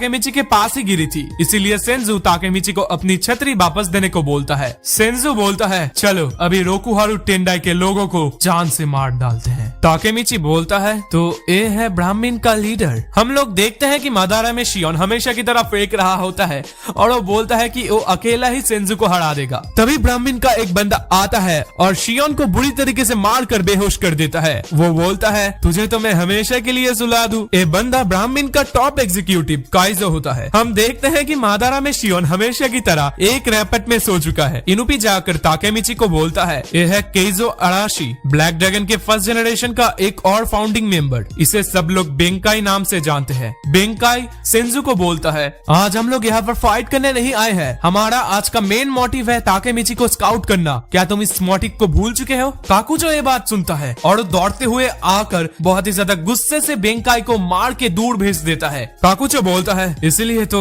अगर ताकेमिची डेलिंक्वेंट के वर्ल्ड में वापस आ रहा है तो वो सिर्फ रोकुहारा टेंडाई को ही ज्वाइन करेगा। एक बंदा सरप्राइजिंगली काकुजो के पीछे खड़ा होता है। वो बोलता है नहीं ऐसा नहीं हो सकता। काकुजो डर जाता है और वो बोलता है तुम मेरे पीछे कब आए? वो बंदा ब्राह्मण का टॉप एग्जीक्यूटिव वकासा होता है जो कि बोलता है तुम्हें ऐसे चुपचाप खड़े नहीं रहना चाहिए, अगर मैं चाहता तो तुम्हें जान से मार सकता था। इनुपी ताकेमिची को बोलता है पता है ताकेमिची, बेंकाई और वकासा इन दोनों को लोग लिविंग लेजेंड्स बुलाते हैं। They are the strongest combination from the first generation of black dragons, Waka and Benkei. और जो ताकेओमी है वो फर्स्ट जनरेशन ब्लैक ड्रैगन्स का वाइस प्रेसिडेंट था, उसे लोग गॉड ऑफ वार बुलाते थे। शिनिचिरो और इन तीनों लोगों ने मिलकर ब्लैक ड्रैगन के फर्स्ट जनरेशन को बनाया था। अभी फिलहाल ये तीनों कावारागी सेंजू के बनाए हुए टीम ब्राह्मण में है। तभी हम लोग देखते हैं कि ड्रैगन फाइनली उठता है और वो बोलता है तुम लोग इतना हाइप क्यों हो रहे हो? साउथ, बहुत दिनों से मुझे इतनी गर्मी महसूस नहीं हुई, आ जाओ कर लेते हैं दो दो हाथ। अचानक से हम लोग देखते हैं कि ड्रैगन बहुत ही ज्यादा गुस्से में आ जाता है और वो साउथ के साथ लड़ना चाहता है कि इस लड़ाई की वजह से चारों तरफ ट्रैफिक हो जाता है। उस समय भी साउथ सबको लड़ने के लिए भड़का रहा होता है। सेंजू बोलता है मेरा इंटेंशन सिर्फ हानागाकी ताकेमिची को अपने साथ ले जाना है। ड्रैगन चिल्लाकर बोलता है तुम लोग किसी को भी ऐसे जबरदस्ती ज्वाइन नहीं कर सकते, ये हमारी मर्जी है कि हम किसी के गैंग को ज्वाइन करेंगे या नहीं। तभी ताकेमिची कुछ सोचकर बोलता है मुझे रोकुहारू टेंडाई या फिर ब्राह्मण में कोई भी इंटरेस्ट नहीं है, मैं सिर्फ कांटो मानजिरो गैंग के लीडर सानो मानजिरो को हराना चाहता हूँ। सब लोग समझ जाते हैं कि ताकेमिची इसी मकसद की वजह से फ्रंट लाइन में वापस आया है। साउथ गुस्सा हो जाता है और ताकेमिची के सामने आकर बोलता है क्या तुम 3 डेइटीज से छेड़छाड़ करने वाले हो? तभी ताकेमिची को बचाने के लिए ड्रैगन साउथ पर हमला कर देता है। वो बोलता है चलो अब राउंड 2 स्टार्ट करते हैं। अचानक वहाँ पर पुलिस के सायरन की आवाज आती है और हम देखते हैं कि वो लोग वहाँ आ रहे होते हैं, इसीलिए ड्रैगन और साउथ लड़ाई करने की जगह रुक जाते हैं। ड्रैगन बोलता है साउथ, मैंने अपना दिल और हर एक चीज टोक्यो मांजी गैंग में छोड़ दिया है, मैं रोकुहारू टेंडाई को ज्वाइन नहीं करने वाला। पुलिस की वजह से दोनों ही गैंग अपने लोगों को वापस जाने का इशारा देते हैं। तभी हम देखते हैं कि आकाशी ड्रैगन के पास जाता है और ड्रैगन को बोलता है मुझे माफ करना, मैं कुछ बोल नहीं पाया। इन दोनों को देखकर ताकेमिची सोचता है क्या ये दोनों एक दूसरे को पहले से ही जानते हैं। इसी के साथ ड्रैगन और ताकेमिची भी वहाँ से वापस आ जाते हैं। जाते जाते ड्रैगन ताकेमिची को एक बहुत बड़ी चीज बोलता है। बाइक पर जाते हुए ड्रैगन बोलता है मुझे माफ करना ताकेमिची, मुझे तुम्हें ये पहले ही बता देना चाहिए था, मैं असल में ब्राह्मण गैंग का एक मेंबर हूँ। इसके बाद वो लोग अपने हाइड आउट यानी कि ड्रैगन के मोटरसाइकिल शॉप पे पहुंच जाते हैं। इसके बाद नहा धो के जब वो सारे बैठते हैं तो ड्रैगन वहाँ पर नहीं होता। तो तब ताकेमिची इनुपी को पूछता है कि ड्रैगन कहाँ है। इनुपी बताता है कि कुछ ब्राह्मण के लोग बाहर हैं, वो शायद उनके साथ होगा। ताकेमिची बाहर जाता है क्योंकि उसे ड्रैगन की चिंता हो रही थी, लेकिन बाहर जाकर ताकेमिची जो देखता है इसके बाद से उसे कभी भी ड्रैगन के बारे में कोई भी चिंता नहीं होगी। ताकेमिची देखता है कि ड्रैगन ब्राह्मण के एग्जीक्यूटिव आकाशी को धो रहा है। ड्रैगन आकाशी को बोलता है तुमने मुझे इन सब के बारे में क्यों नहीं बताया? सुनो, मैं तुम्हें माफ नहीं करूंगा अगर तुम ताकेमिची को इन सब चीजों में इन्वॉल्व करते हो तो। टोमैन के फॉर्मर मेंबर्स को इन सब चीजों में मत घसीटो। तुमने मुझे वादा किया था कि तुम टोमैन के किसी भी मेंबर को इन सब चीजों में इन्वॉल्व नहीं करोगे। तभी ताकेमिची बोलता है रुक जाओ ड्रैगन, मुझे बताओ कि तुम लोग असल में किस चीज के बारे में बात कर रहे थे। तभी ताकेमिची के पीछे से कोई बोलता है ड्रैगन माइकी को वापस लाना चाहता है। ताकेमिची पीछे मुड़ता है और बोलता है तुम तो ब्राह्मण के लीडर हो। इसके बाद सेंजू बोलता है और ब्राह्मण भी कांटो मांजी गैंग को डिस्ट्रॉय करना चाहता है जिसका लीडर है सानो मांजिरो, जिसे ड्रैगन वापस लाना चाहता है। और एज हम लोगों के गोल सिमिलर है हैं, इसलिए हम दोनों ने सोचा है कि हम लोग एक साथ काम करेंगे। आकाशी बोलता है, हानागाकी, मैं टोक्यो मांजी गैंग के एम्बिशन को बहुत ही ज्यादा पसंद करता था। हम लोग सिर्फ जापान में बेस्ट बनना नहीं चाहते, माकी की तरह हम लोगों को भी एक नया युग बनाना है। लेकिन अभी केंटो मांजी गैंग बहुत ही ज्यादा डिफरेंट बन चुकी है। मुझे उनके इंटेंशंस अच्छे नहीं लगते और वैसे भी माइकी दिन बर दिन बहुत ज्यादा बुरा बनता जा रहा है, इसलिए हम जैसे बुरे लोगों को माइकी को रोकना पड़ेगा और यही ब्राह्मण गैंग का ऑब्जेक्टिव है। सेंजो ताकेमिची को बोलता है, रोकुहारू टेंडाई और ब्राह्मण, इन दोनों गैंग्स के सामने तुमने बोला था कि तुम माइकी को हराना चाहते हो। अगर ये सच है तो तुम ब्राह्मण को ज्वाइन कर सकते हो। ड्रैगन गुस्सा हो जाता है और बोलता है, अगर तुम लोग ताकेमिची को ज्वाइन करवाते हो तो आज से मैं तुम लोगों का दुश्मन हूँ। सेंजो बोलता है, क्या तुम हम लोगों से लड़ना चाहते हो? ताकेमिची सोचता है कि ब्राह्मण गैंग को ज्वाइन करना माइकी को हराने का सबसे ज्यादा इजी तरीका होगा, इसलिए हम देखते हैं कि ताकेमिची बोलता है, ड्रैगन रुको, मैं ब्राह्मण गैंग को ज्वाइन करूंगा। ड्रैगन मान जाता है और हम लोग देखते हैं कि इसी के साथ बारिश भी रुक जाती है। ड्रैगन बोलता है, ऑलराइट ताकेमिची, हम लोग ब्राह्मण गैंग को वैसे भी इसीलिए ज्वाइन कर रहे हैं क्योंकि हम लोगों का ऑब्जेक्टिव सेम है। खैर, वेलकम टू ब्राह्मण ताकेमिची। ताकेमिची बोलता है, मैं डेफिनेटली माइकी को गलत रास्ते से वापस ले आऊंगा। तभी सेंजो ताकेमिची को बोलती है, ऑलराइट, मैंने डिसाइड कर लिया है। हानागाकी ताकेमिची, आज से तुम मेरे गोफर हो। कल दोपहर को हराजा को आ जाना, मुझे कुछ शॉपिंग करनी है। इसके बाद ब्राह्मण गैंग वहां से चली जाती है और अगले दिन 3 बजे ताकेमिची हराजा को पहुंच जाता है। ताकेमिची सेंजो के लिए वेट कर रहा होता है, तभी एक लड़की आकर ताकेमिची को बोलती है, चलो चलते हैं। वो लड़की बोलती है, हम लोग शॉपिंग करने जा रहे हैं, इसलिए तुम मेरे शॉपिंग बैग्स को पकड़ना, ठीक है? ताकेमिची घबराते हुए बोलता है, आखिरकार तुम हो कौन? तभी वो लड़की बोलती है, हाँ मैं सेंजो हूँ, हम लोग कल ही तो मिले थे और हम लोगों ने तो कल ही प्लान बनाया था आज आने का। ताकेमिची हैरान होकर बोलता है, तुम एक लड़की हो? सेंजो बोलती है, हाँ मैं एक लड़की हूँ, तुम्हें इससे कोई प्रॉब्लम है? तुम बहुत ज्यादा एनोइंग हो। ताकेमिची बोलता है, नहीं मुझे कोई प्रॉब्लम तो नहीं है, लेकिन एक लड़की ब्राह्मण गैंग की लीडर है। सेंजो बोलती है, क्यों नहीं हो सकती क्या? अब बहुत हुआ, चलो शॉपिंग करने चलते हैं। सो गाइज, हाँ सेंजो एक लड़की होती है। मैंने उसे एज ए मेल ट्रीट किया क्योंकि अब तक मांगा में उसका जेंडर रिवील नहीं किया गया था। सेंजो और ताकेमिची बहुत सारी शॉपिंग करते हैं। शॉपिंग करते वक्त ताकेमिची को पता चलता है कि आकाशी सेंजो का बड़ा भाई है। सेंजो ताकेमिची को बताती है, मेरा असली नाम सेंजो कावारागी नहीं बल्कि सेंजो आकाशी है। कावारागी मेरा प्रोफेशनल नाम है। कावारागी ये नाम मैंने और हारुचियो ने बैठकर एक साथ सोचा था। ताकेमिची बोलता है, हारुचियो कौन है? सेंजो बोलती है, मुझे लगा कि तुम उसे जानते होगे क्योंकि वो टोक्यो मांजी गैंग के 5th डिवीजन का वाइस कैप्टन था, हारुचियो सांजू। ताकेमिची बोलता है, सांजू मतलब वो बंदा जो मार्क्स पहने रहता था, है ना? वैसे तुम उसे कैसे पहचानती हो? सेंजू बोलता है, वो मेरा दूसरा भाई है। ताकेमिची बोलता है, क्या? सेंजू बोलती है, हाँ हम तीनों रहस्यमयी भाई बहन हैं। प्लॉट ट्विस्ट, इस समय हमें सेंजू की एक अच्छी खासी लुक देखने को मिलती है, जिस लुक की वजह से ताकेमिची उसे बोलता है कपड़े पहनने को। ताकेमिची उसे बोलता है, अगर सांजू तुम्हारा भाई है तो क्या इसका मतलब सांजू ब्राह्मण में है अभी? सेंजू बोलती है, नहीं, हारुचियो को पसंद नहीं कि मैं ब्राह्मण की हेड हूँ। हारुचियो को बिल्कुल भी पसंद नहीं कि मैं वन ऑफ द स्ट्रॉन्गेस्ट हूँ और शायद इसी वजह से उसने माइकी के कांटो मांजी गैंग को ज्वाइन किया है। ताकेमिची सोचता है, इसका मतलब जिस बंदे ने मेरे सर पे बंदूक रखी थी फ्यूचर में, वो बंदा और कोई नहीं बल्कि सांजू है। इसके बाद हम देखते हैं कि वो लोग शॉपिंग करके आइसक्रीम खा रहे थे। एक साथ आइसक्रीम खाने के बाद जब सेंजू वापस जा रही थी तब वो ताकेमिची को बोलती है, ठीक है अब मैं चलती हूँ, मैं तुम्हारे साथ एक और बार फिर से आइसक्रीम खाना चाहूंगी। ताकेमिची जाते वक्त सेंजू के हाथ में वो आइसक्रीम स्टिक होती है, जिसे देखकर ताकेमिची बोलता है, मुझे वो आइसक्रीम स्टिक दे दो सेंजू, मैं उसे फेंक दूंगा। तो सेंजू उसे कैजुअली फेंकती है और ताकेमिची पकड़ भी लेता है। लेकिन here come the plot twist, जब ताकेमिची उस आइसक्रीम स्टिक को पकड़ता है तब उसे एक विजन आता है, फ्यूचर का विजन। उस फ्यूचर विजन में ताकेमिची देखता है कि सेंजू मर गई है और ताकेमिची उसके पास बैठकर रो रहा है। सेंजू ने ताकेमिची से वादा किया था कि वो हमेशा ताकेमिची को प्रोटेक्ट करेगी, इसलिए मरते वक्त सेंजू बोलती है, उस विजन में मैंने अपना वादा निभाया है ताकेमिची। ताकेमिची सोच रहा होता है,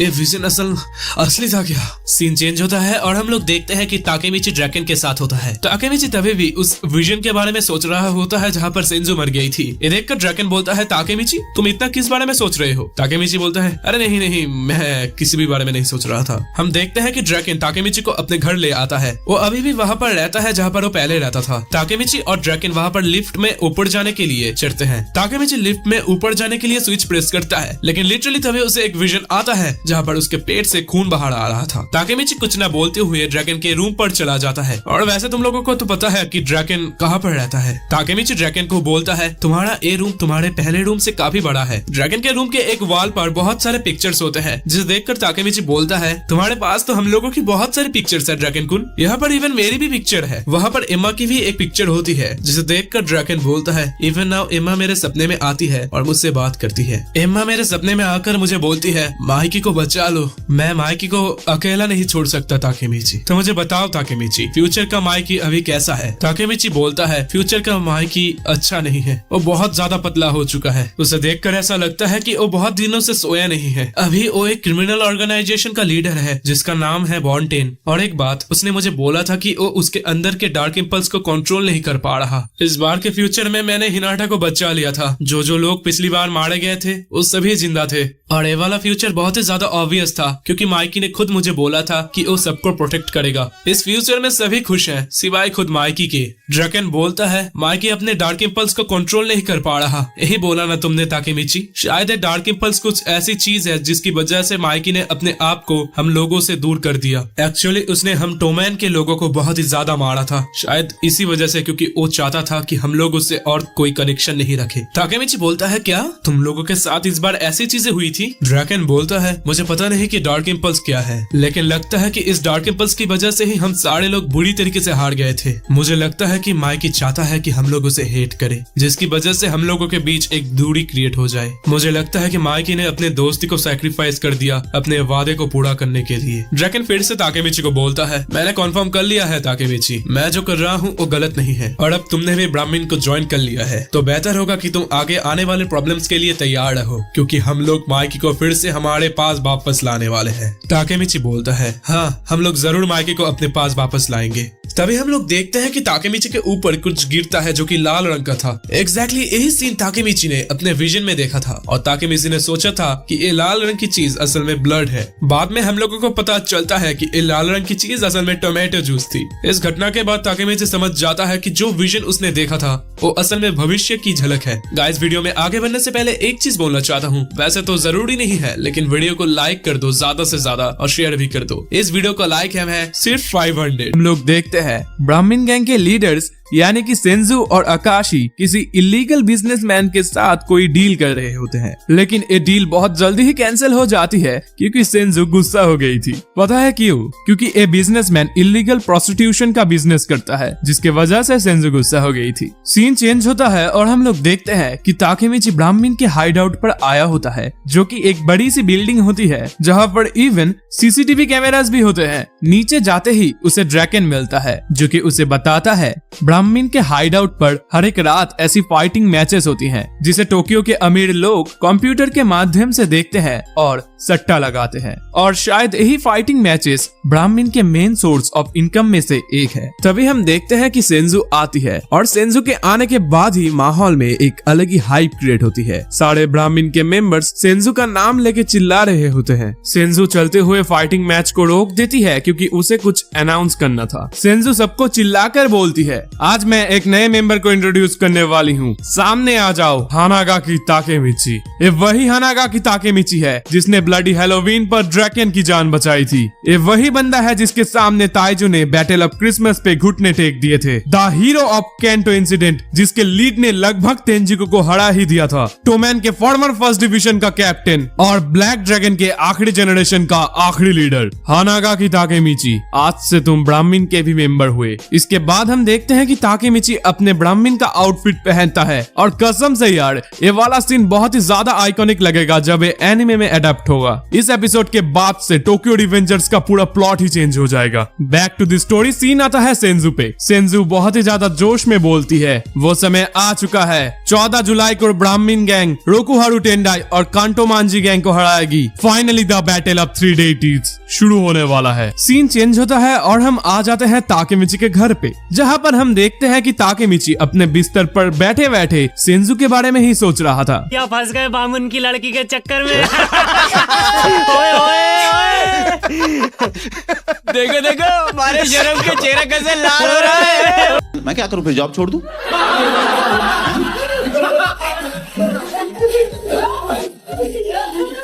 ये फालतू बातें क्यों बता रहे हो मुझे? एक्चुअली ताकेमिची सोच रहा था कि सेंजू के दिमाग में क्या चल रहा है इस 3 डेटीज के बैटल को लेकर। तभी हम देखते हैं कि सेंजू सच में ताकेमिची के घर के सामने खड़ी होती है। हम लोग देखते हैं कि सेंजू ताकेमिची को बुलाती है और ताकेमिची को बोलती है, क्या तुम मेरे साथ एक डेट पर चलोगे? और ताकेमिची मान भी जाता है। हम लोग देखते हैं कि वो दोनों मिलकर एक मेले में आए होते हैं। पहले तो ताकेमिची को लगा था कि सेंजू उसके साथ बैटल ऑफ 3 डेटीज को लेकर कुछ इंपॉर्टेंट डिस्कस करना चाहती है, लेकिन बाद में हमें पता चलता है कि सेंजू सिर्फ ताकेमिची के साथ मेला घूमना चाहती। इसके बाद वो दोनों एक साथ बहुत सारे राइड्स को एंजॉय करते हैं। इसके बाद के सीन में हम लोग देखते हैं कि सेंजू ताकेमिची को बता रही होती है 14 जुलाई के 3 डेटीज वाले बैटल पे ड्रैकेन और ताकेमिची माइकी के खिलाफ लड़ाई करेंगे, यानी कि वो लोग कैंटोमांजी गैंग के साथ लड़ने वाले हैं। दूसरी तरफ आकाशी और खुद सेंजू रोकुहारू टेंडाई और साउथ के साथ लड़ाई करेंगे। इनफैक्ट ये सारी चीजें सेंजू खुद करना चाहती थी, लेकिन एक बार साउथ और माइकी के हार जाने के बाद सेंजू नंबर 1 बन जाएगी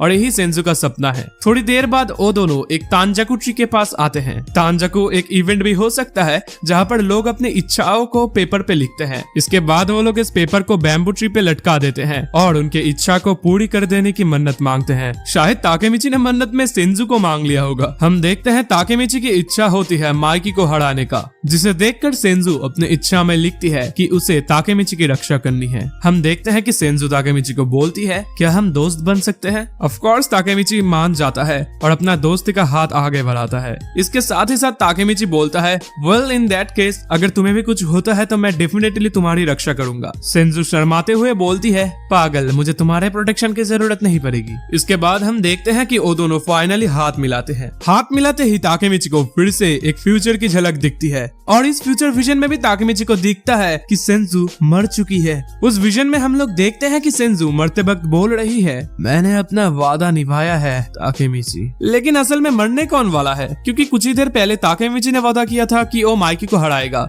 जिसके बदले सेंजू ने वादा किया था कि वो ताकेमिची की रक्षा करेगी। तो मरने कौन वाला है, सेंजू या फिर Takemichi? Back to the story हम देखते हैं कि ताकेमिची इस विजन को देखने के बाद बहुत ज्यादा टेंशन करने लगता है, क्योंकि ए वाला फ्यूचर का विजन बहुत ज्यादा क्लियर था, जिसका मतलब है कि इस समय आने वाला है। बहुत जोर से बारिश स्टार्ट होती है क्योंकि महीना जुलाई का था। सीन चेंज होकर आ जाता है ड्रैकन के बाइक शॉप पर। हम लोग देखते हैं कि इनुपी बहुत ही ज्यादा घबराते हुए ड्रैकन के पास आता है। इनुपी को देखकर ड्रैकन उससे पूछता है कि उसे क्या हुआ है। इनुपी बताता है, एक बुरी खबर है, रोकुहारू टेंडाई के कुछ लोग ताकेमिची की तरफ जा रहे हैं। दूसरी तरफ हम लोग देखते हैं कि ताकेमिची और भी घबरा जाता है, क्योंकि ये बारिश वैसी ही थी जैसा उसने अपने विजन में देखा था। ताकेमिची समझ जाता है कि वो वक्त दूर नहीं जब उसे इतने सारे मुश्किलों का सामना करना पड़ेगा। वीडियो में आगे बढ़ने से पहले प्लीज एक बात सुन लो। देखो, एज मैं रिक्स लेकर मांगा एक्सप्लेन करता हूँ, मेरा ए वाला चैनल कभी भी यूट्यूब से गायब हो सकता है। डिस्क्रिप्शन में सेकंड चैनल की लिंक दी गई है, प्लीज सब्सक्राइब कर लो यार। सेकंड चैनल को सब्सक्राइब करने पर तुम्हारा ही फायदा है, क्योंकि उस चैनल पे तरह तरह के एक्सक्लूसिव एनिमे वीडियोस आने वाली है। सो सब्सक्राइब करके बेल नोटिफिकेशन ऑन कर देना। बैक टू द वीडियो, हम लोग देखते हैं कि ताकेमिची और सेंजू बारिश की वजह से एक कैफे में बैठे होते हैं। तभी सेंजू ताकेमिची को बोलकर बाथरूम की तरफ जाती है। ताकेमिची अपने चिंता और ख्याल में इतना खो गया था कि वो ध्यान ही नहीं देता कि सेंजू वहाँ से कब चली गई है। जब उसे ख्याल आता है तब वो सेंजू को ढूंढने दौड़ पड़ता है। बारिश हो रही थी और वो एग्जैक्टली वहाँ पर पहुंच चुका था जहाँ पर उसके विजन में सेंजू की डेथ हो गई थी। अब ताकेमिची और भी घबरा जाता है।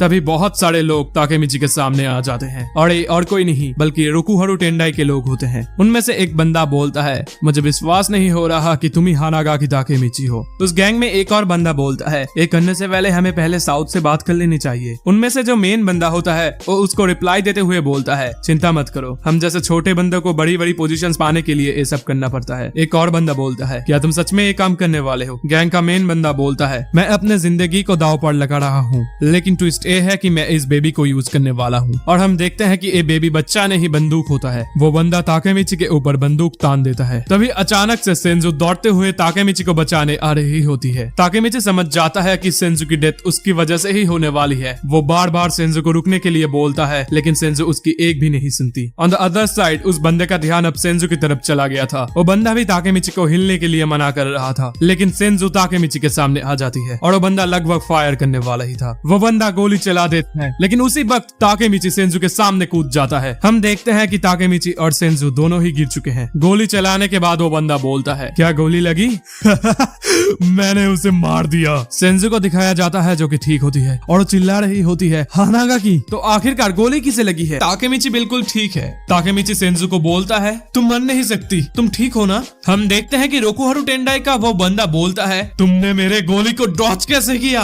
वो वापस से गोली चलाने ही वाला था, लेकिन तभी कोई आकर उसे मारता है, जिसकी वजह से उसके हाथ से बंदूक नीचे गिर जाती है। हम देखते हैं कि वो बंदा और कोई नहीं बल्कि ड्रैकेन होता है। ड्रैकेन एक शील्ड की तरह सेंजू और ताकेमिची के सामने खड़ा होता है, जिसे देख के रोकुहारू टेंडाई के लोगों की फटके चांदनी ही 64 हो गई थी। ड्रैकेन ताकेमिची को बोलता है, तुम ठीक तो हो ना ताकेमिची? सीन चेंज होता है और हम लोग देखते हैं कांटो मांजी गैंग को। अभी दिखाया जाता है माइकी को, जो कि बोलता है, आज रात बहुत बारिश हो रही है, पता नहीं क्यों मुझे लग रहा है कि कुछ बुरा होने वाला है। आखिरकार आज रात क्या बुरा होने वाला है, देखते हैं आगे। सीन आता है मेले पे और हम लोग देखते हैं कि वहाँ के लोग बहुत ज्यादा डर चुके थे। हम नोटिस करते हैं कि वो लोग एक दूसरे को बोल रहे थे। एक बंदा जिसके हाथ में बंदूक थी, उसने किसी को गोली मार दी। जैसा कि मैंने कहा था, किसी को तो गोली लगनी ही थी। हम देखते हैं कि ड्रैकेन को देखकर रोकुहारू टेंडाई के सारे बंदे बिना लड़े ही भाग रहे होते हैं। ताकेमिची ड्रैकेन को बोलता है, तुम्हारा शुक्रिया ड्रैकेन कुन। ड्रैकेन उस बंदूक को लात मारते हुए बोलता है, उन लोगों की इतनी हिम्मत कैसे हुई कि वो लोग इतने खतरनाक चीज को लेकर घूम रहे हैं। अब हम देखते हैं कि ताकेमिची फिर से सेंजू को पूछता है, क्या तुम्हें कुछ हुआ है सेंजू? क्या तुम्हें चोट लगी है? सेंजू बोलती है, नहीं मैं बिल्कुल ठीक हूँ। इसके बाद हम देखते हैं कि ताकेमिची ड्रैकेन से पूछता है, आखिरकार तुम यहाँ पर क्यों आए थे ड्रैकेन कुन? ड्रैकेन बोलता है, असल में इनुपी ने सुना था कि कुछ लोग यहाँ पर तुम्हें मारने आ रहे हैं, तो मैं तुम्हारे घर पर गया था और मुझे पता चला कि तुम यहाँ पर हो। ताकेमिची बोलता है, अच्छा तो आखिरकार उन लोगों का प्लान मुझे ही मानना था। ड्रैकेन ही ताकेमिची को बताता है कि वो लोग रोकुहारू टेंडाई से थे। ताकेमिची बोलता है, लेकिन वो लोग मुझे क्यों मारना चाहते थे? ड्रैकेन हंसते हुए बोलता है, कम ऑन यार, जस्ट एक बार सोचो कि तुम कितने बड़े इंसान बन चुके हो। जस्ट एक बार अपना नाम तो देखो। मैं पक्का कह सकता हूँ कि वो लोग बहुत ही ज्यादा डर गए होंगे जब उन्होंने सुना होगा कि तुमने ब्राह्मण को ज्वाइन किया है। ताकेमिची बोलता है, लेकिन इतनी सी बात के लिए एक गन को यूज करना कुछ ज्यादा नहीं हो गया? ड्रैकेन बोलता है, लगता है the war of three deities बच्चों के बीच की लड़ाई नहीं होने वाली है। सबके आंखों में कुछ बदलाव आए हैं। पैसा और दूसरे इंटरेस्ट भी इस लड़ाई में जुड़ चुके हैं। ताकेमिची बोलता है, पता नहीं आगे क्या होने वाला है, शायद आगे जो होगा वो देखा नहीं जाएगा। तभी ताकेमिची ड्रैकेन को थोड़ा साइड में ले जाकर बोलता है, ये बात सिर्फ हमारे बीच रहनी चाहिए। मुझे लगता है कि मैं अभी टाइम लीप के साथ ही साथ थोड़ा बहुत फ्यूचर देख सकता हूँ। ऐसे ही एक फ्यूचर में मैंने देखा था कि आज यहाँ पर सेंजू की मौत होने वाली है, लेकिन मैंने इस भयानक फ्यूचर को बदल दिया। इसका पूरा श्रेय तुम्हें जाता है ड्रैकेन कुन। हम दोनों ने सक्सेसफुली एक फ्यूचर को चेंज कर दिया है। ड्रैकेन बोलता है, आई सी, जो भी हुआ अच्छा हुआ। सेंजू बोलती है, हम लोगों को जल्दी यहाँ से बाहर जाना होगा, अगर और लोग यहाँ पर आ गए तो चीजें और भी कॉम्प्लिकेटेड हो जाएगी। ताकेमिची बोलता है, हाँ तुमने सही कहा। ये बोलकर वो दोनों भागने लगते हैं, लेकिन हम देखते हैं कि ड्रैकेन भाग नहीं रहा था। ड्रैकेन ताकेमिची को बुलाता है और वो बोलता है, ताकेमिची माइकी को बोलना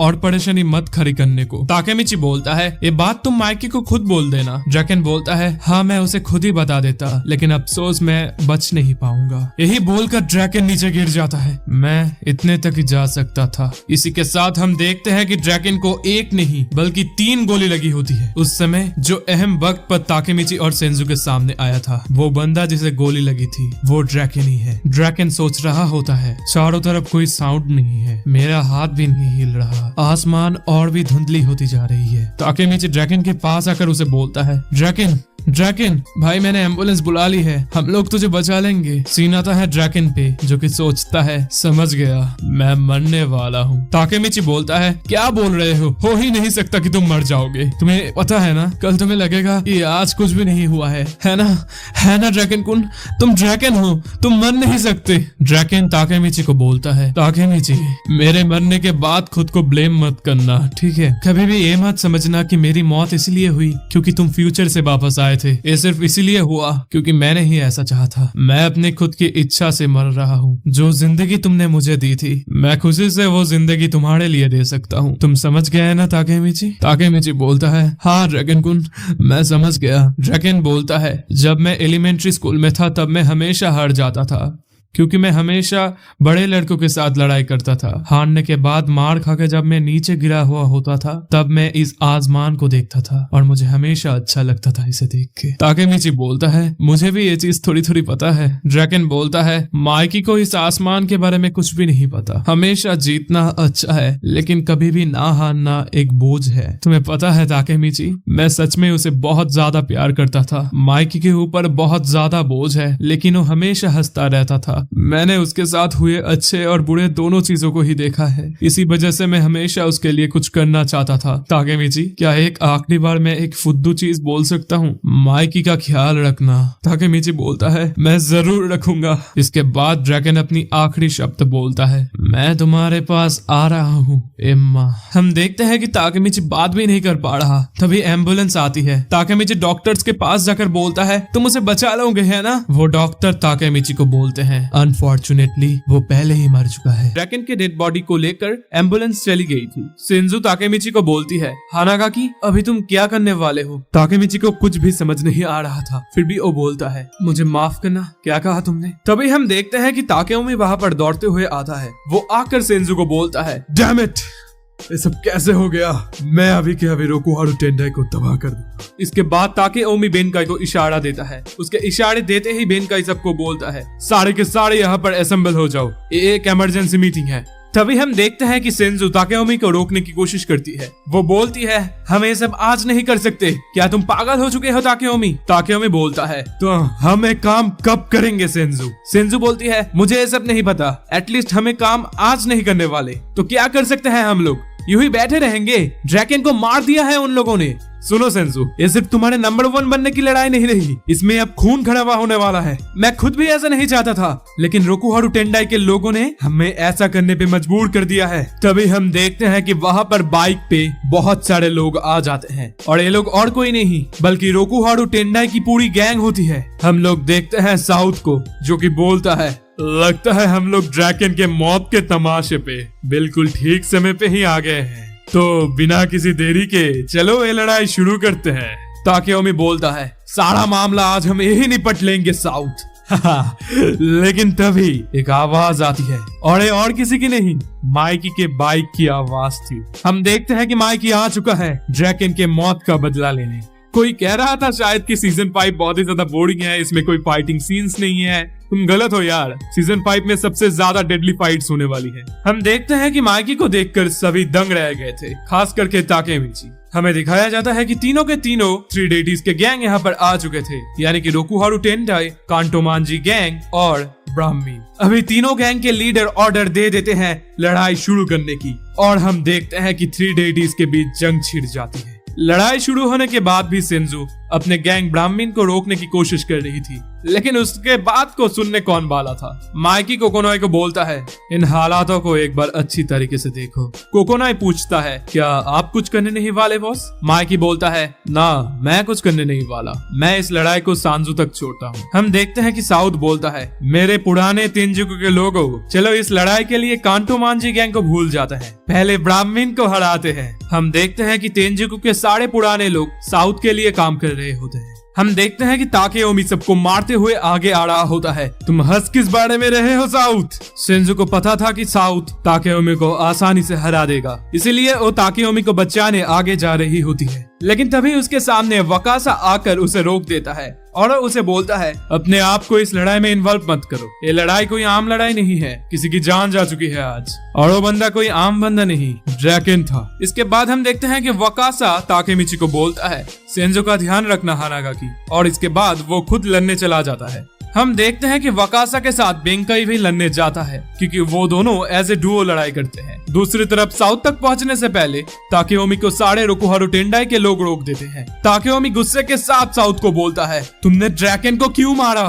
वो तो ब्राह्मीन का फॉर्मल मेंबर भी नहीं था, अगर तुम्हें किसी को मानना ही था वो बंदा मैं हो सकता था। हम देखते हैं कि रोकुहारू टेंडाई के लोगों ने अभी भी ताकेओमी को पकड़ के रखा था। साउथ ताकेओमी को मारने के लिए आगे जाता है और वो ताकेओमी को मारने ही वाला था, लेकिन हम देखते हैं कि बांकाई उसके पंच को रोक लेता है। बेंकाई बोलता है तुम्हारा पंच तुम्हारे साइज के हिसाब से बहुत ही ज्यादा वीक है, तभी हम देखते हैं कि वकासा अपने किक से साउथ के माथे पर मारता है। वो साउथ को बोलता है ताकेयोमी तक पहुंचने से पहले तुम्हें हमारे साथ लड़ना पड़ेगा। साउथ हंसते हुए बोलता है ब्लैक ड्रैगन के फर्स्ट जनरेशन के लोगों के साथ लड़ने में मजा आएगा। सीन शिफ्ट होता है काकुचो पे। काकुचो लड़ाई करते वक्त सोच रहा था कि माइकी कुछ कर क्यों नहीं रहा है, लेकिन तभी हम देखते हैं कि सांजू काकुचो पर जानलेवा हमला कर देता है उसके कटाना से। लेकिन तभी हम देखते हैं कि रिंडो और रैन यानी कि हाइटानी ब्रदर्स आकर काकुचो को बचा लेते हैं। दूसरी तरफ हम देखते हैं कि मोचिसुकी भी सारे लोगों को बेरहमी से मार रहा होता है, जिस चीज को देखकर कांटोमांजी गैंग और ब्राह्मण के लोग बहुत ही ज्यादा डर गए थे। हम देखते हैं वकासा, बेंकाई और ताकेयोमी ने एक साथ मिलकर सोरोकु हारुटेंडाई के लोगों को हरा दिया होता है। साउथ बोलता है द ग्रेटेस्ट डुओ, हाँ सच्ची में तुम दोनों का नाम तुम्हें शोभा देता है। अभी हम देखते हैं कि सेंजू हमें बताती है हमारे वकासा और बेनकाई के बारे में। वो बोलती है ब्लैक ड्रैगन के बनने से पहले ये दोनों दो अलग गैंग्स के लीडर थे। पहले कैंटो रीजियन दो पार्ट्स में डिवाइडेड था, ईस्ट और वेस्ट। कैंटो रीजन के वेस्ट साइड को रैग्नारॉक बोल के एक गैंग कंट्रोल करती थी, जिसमें 600 मेंबर्स थे और उसका लीडर था अरासी केइजो, जिसे आज हम बेंकाई बोलते हैं। और उन्हें टक्कर देने के लिए कांटो रीजन के ईस्ट पार्ट में 12 गैंग ने एक साथ अपने आप को मर्ज कर लिया। In the east part of कांटो रीजन एक नई गैंग बनाई गई जिसका नाम था कोडोरेंगू, और इस नए गैंग को जो लीड कर रहा था उस बंदे से सभी डरते थे। उसका नाम था व्हाइट लेपर्ड, जिसे हम लोग जानते हैं इमुशी वकासा के नाम से। आए दिन वकासा और बेनकाई के गैंग्स के बीच लड़ाई होती रहती थी, लेकिन मजे की बात तो ये है कि इन दोनों के गैंग्स को जिसने यूनाइट किया, जिसने एक किया इस दोनों गैंग को, उसके बारे में कोई नहीं जानता था। और ऐसे ही कांटो रीजियन के मेजर गैंग्स एक साथ मर्ज हो चुके थे। अब सीन चेंज होता है और वापस आ जाते हैं हम लोग फाइट की सीन पे, जहाँ पर हम देखते हैं कि वकासा और बेनकाई साउथ से लड़ने वाले थे। साउथ उन दोनों को लड़ने के लिए उसकी तरफ बुलाता है और वो दोनों भी उसकी तरफ आगे बढ़ते हैं और हम देखते हैं कि एक बैटल शुरू हो जाती है। एक्चुअली नेक्स्ट चैप्टर में साउथ के बैक स्टोरी के बारे में बताया गया है। अगर मैं उसे अभी बताता हूँ आप लोगों को तो फाइट का मजा किरकिरा हो जाएगा। सो मैं एक अलग वीडियो बना दूंगा उस बारे में।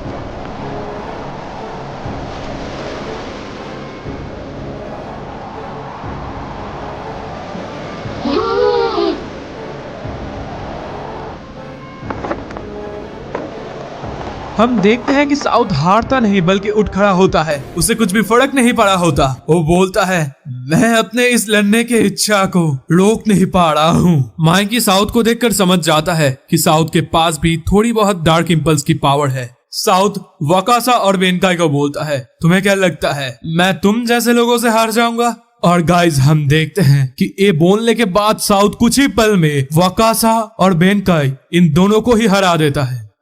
साउथ हंसते हुए बोलता है ये वीवो है, जो बंदा वायलेंस को प्यार करता है सिर्फ वही इस चीज को समझ सकता है। हे माइकी, तुम्हें इसका मतलब, तुम्हें ये फीलिंग पता है ना? हम देखते हैं कि इवन ताकेयोमी जो कि अभी तक बहुत ही ज्यादा गुस्सा था, वो भी अब साउथ से डर रहा था। तभी हम देखते हैं कि सेंजू सामने चली जाती है। सेंजू वकासा को बोलती है मुझे माफ कर देना वाका, मैं तुम लोगों को ऐसी हालत में देख नहीं सकती। सेंजू साउथ को बोलती है मैं खुद तुम्हें हराऊंगी साउथ। लेकिन इस बात से साउथ को कुछ फर्क ही नहीं पड़ता, क्योंकि वायलेंस साउथ के खून में था। जिस साउथ को वकासा और बेनकाई ये दोनों मिलकर हराने ही पाए, क्या सेंजू उसे हरा पाएगी? देखते हैं आगे। और दूसरी तरफ हम लोग देखते हैं कि काकुचो बहुत कोशिश के बाद माइकी तक पहुंच चुका था। काकुचो माइकी को बोलता है माइकी, मुझे लगा नहीं था कि तुम सिर्फ बैठ के इस लड़ाई को देखने वाले हो। माइकी बोलता है मेरा प्लान तो इस लड़ाई को सिर्फ देखने का ही था, लेकिन तुम यहाँ पर आ चुके हो। काकुचो बोलता है, मैं जिंदगी में एक बार सिर्फ तुमसे लड़ना चाहता था। हम लोग देखते हैं सेंजू और साउथ को। हम देखते हैं कि ताकेयोमी सेंजू को लड़ने के लिए मना कर रहा था। वो सेंजू को रोकते हुए बोलता है, रुक जाओ सेंजू, तुम साउथ को अभी हरा नहीं सकती। साउथ को हराने का काम हम तीनों पर छोड़ दो, यानी कि वकासा, बेंकाई और ताकेयोमी पर। सेंजू बोलती है, अपना मुंह बंद करो ताकेयोमी, मैं कभी नहीं चाहती थी कि ये लड़ाई ऐसी हो, लेकिन अगर मैं नहीं लड़ती हूँ तो ब्राह्मण आज यही पर ही खत्म हो जाएगी। यही बोलकर सेंजू और ज्यादा वेट नहीं करती और साउथ पर हमला कर देती है, लेकिन साउथ आसानी से सेंजू के हमले को डॉज कर लेता है और सेंजू को एक पंच मार के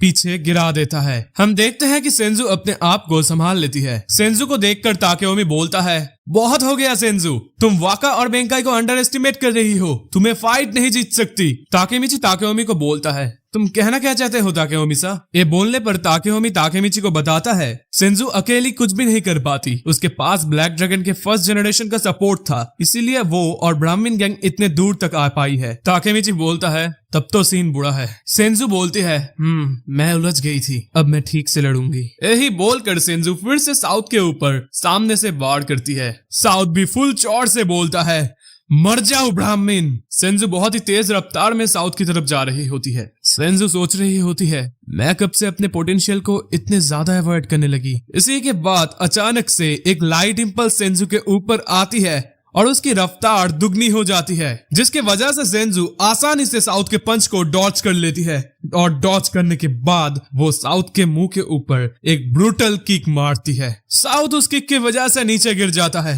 और सेंजू काफी कूल दिख रही होती है उस लाइट इंपल्स की वजह से। सेंजू ताकेयोमी को बोलती है, ताकेयोमी, इस ब्राह्मण का बॉस मैं हूँ।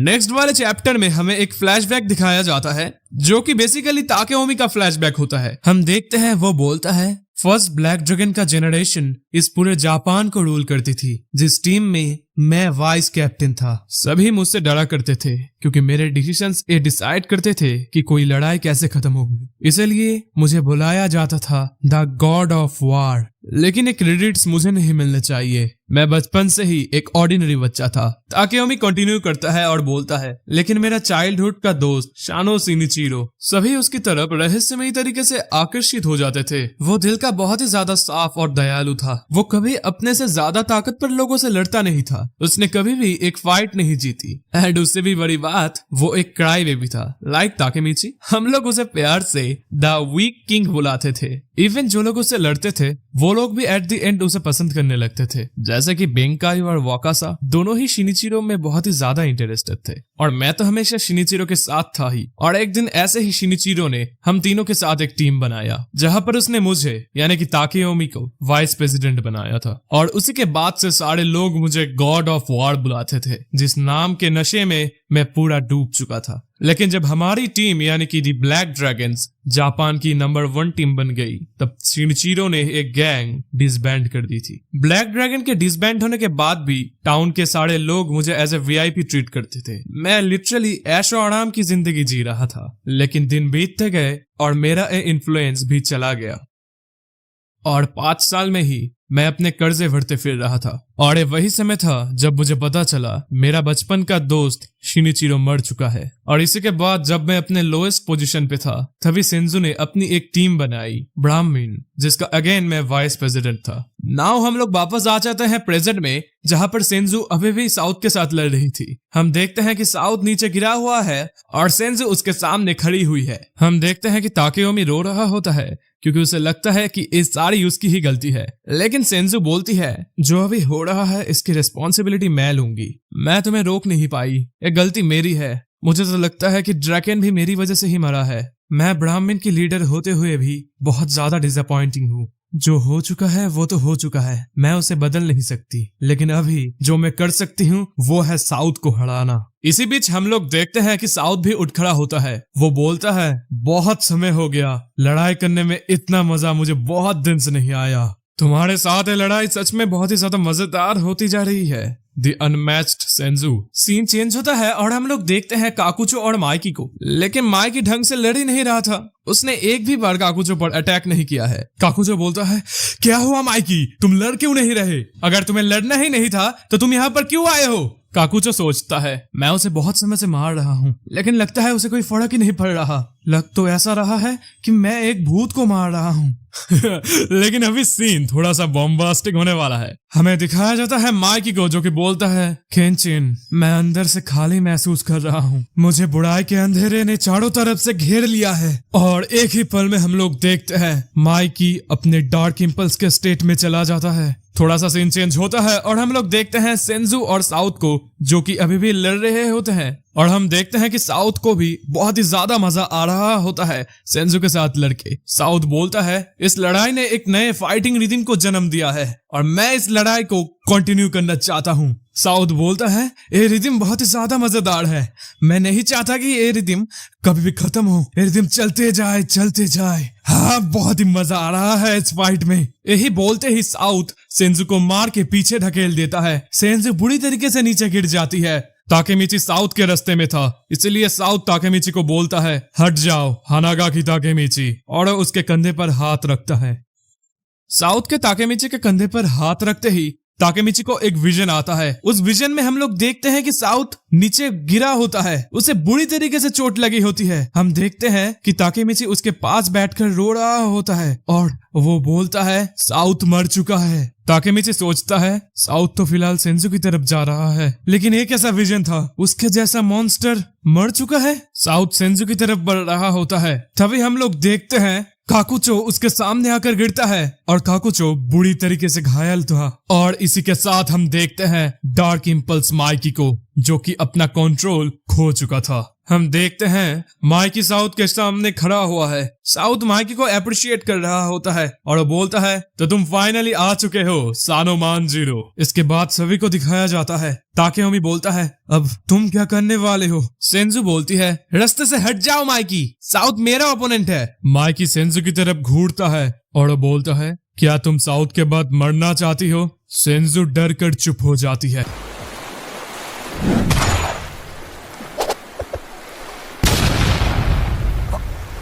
マイキー君、あいつマイキー君を煽ってるんだ。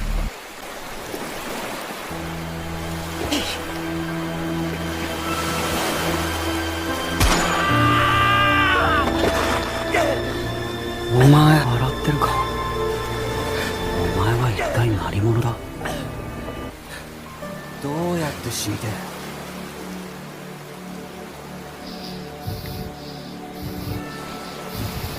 くそ。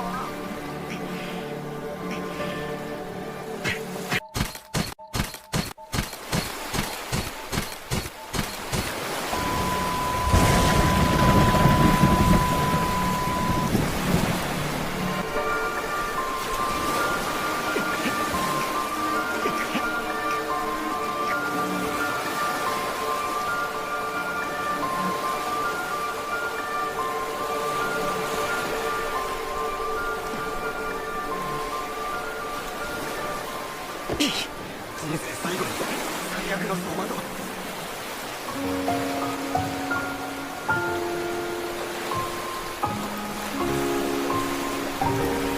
てめえ何しやがった。てめえも殺すぞ。マイキー君。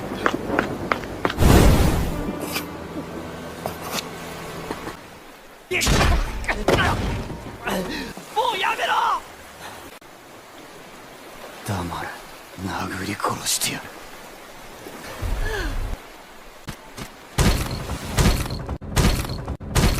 ねえよ。なんてね。え？本当にこの人があの極悪東満の頭なのか。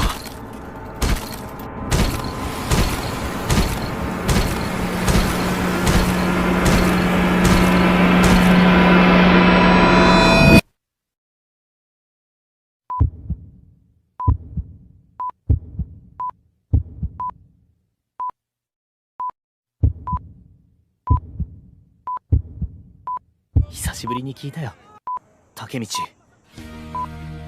होश आते ही ताकेमिची अपने आप को हॉस्पिटल में पाता है। ताकेमिची अपने आप को बहुत ही ज्यादा घायल पाता है। वो बोलता है मैं जिंदा कैसे हूँ। पास में हम देखते हैं कि कोकोनोए बैठा होता है जो कि बोलता है सेंजू ने तुमको बचाया था। ऑफ कोर्स सेंजू माइकी से लड़कर जीत नहीं सकती थी, इसलिए उसने माइकी के सामने अपना सर झुकाया और लड़ाई को खत्म करने के लिए ब्राह्मण को ही डिसबैंड कर दिया। इसके बाद कोकोनोए चला जाता है क्योंकि उस बैटल के बाद उसे बहुत सारे चीजों को ठिकाने लगाना था, जैसे कि साउथ की डेड बॉडी। ताकेमिची अकेले में सोच रहा होता है माइकी कुन बहुत ही ज्यादा बदल गया है, ये वो माइकी कुन नहीं है जिसे मैं पहचानता था। सेंजू उसने मेरे लिए ब्राह्मण को ही डिसबैंड कर दिया। आखिरकार मैं क्या कर रहा हूँ। सीन चेंज होता है और हम लोग चिफ्यू को देखते हैं। चिफ्यू बोलता है मैं ड्रैगन की फ्यूनरल पे गया था। आखिरकार तुम ऐसे क्यों हो ताकेमिची? तुम फ्यूचर में ड्रैगन से मिले थे ना, तो वो क्यों चला गया हमें छोड़कर? तुम आखिरकार क्यों वापस आए? अगर चीजें इतनी ही अच्छी चल रही थी फ्यूचर में, तुम क्यों वापस आए ताकेमिची? ये तुम्हारी गलती है कि ड्रैगन कुन मर चुका है।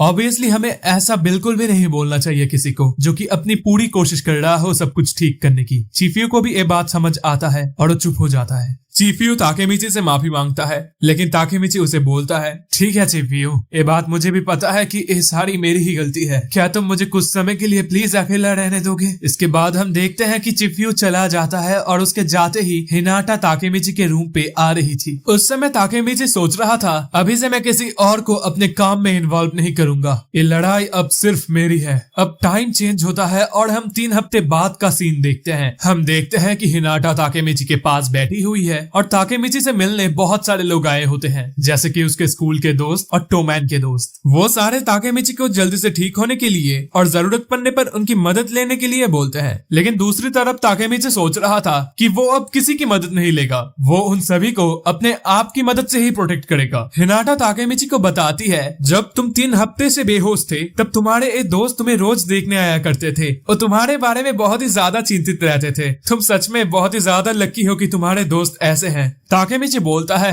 तुम्हें पता है ही ना, मैं फ्यूचर से वापस आया और उन लोगों को अपनी लड़ाई में इन्वॉल्व किया। ये मेरे ही सेल्फिशनेस की वजह से हुआ है, मैंने ही उन लोगों को अपसेट कर दिया, इसलिए मैंने सोचा है कि अब मैं सारी चीजों को अपने आप ही ठीक करूंगा। तो तुम घर जा सकती हो ही ना, मैं अपने आप को संभाल लूंगा। हिनाटा ऑब्वियसली ताकेमिची को सबसे ज्यादा बेहतर समझती है, इसलिए वो ताकेमिची को हक करती है और बोलती है मुझे पता है कि तुम झूठ बोल रहे हो, है ना ताकेमिची कुन? रोकर अपने सारे दुख को भूल जाओ। मैं जानती हूँ कि अभी तुम बहुत सारे चीजों के बारे में सोच रहे हो, लेकिन ये ठीक है, अपने सारे दुख और दर्द को रोकर बाहर निकाल दो ताकेमिची कुन। जब भी तुम दर्द में होगे तो रो दिया करना। और हम देखते हैं कि ताकेमिची भी रोना स्टार्ट कर देता है। It's been a long time since our cry baby hero have cried. हम देखते हैं कि वो दोनों हॉस्पिटल के टेरेस पर जाते हैं और हम देखते हैं कि आसमान पूरा फायरवर्क से भरा हुआ था। बहुत ही सुंदर था वो दृश्य। ताकेमिची और हिनाटा एक दूसरे के करीब बैठते हैं और बहुत सारे बातें करते हैं। ताकेमिची बोलता है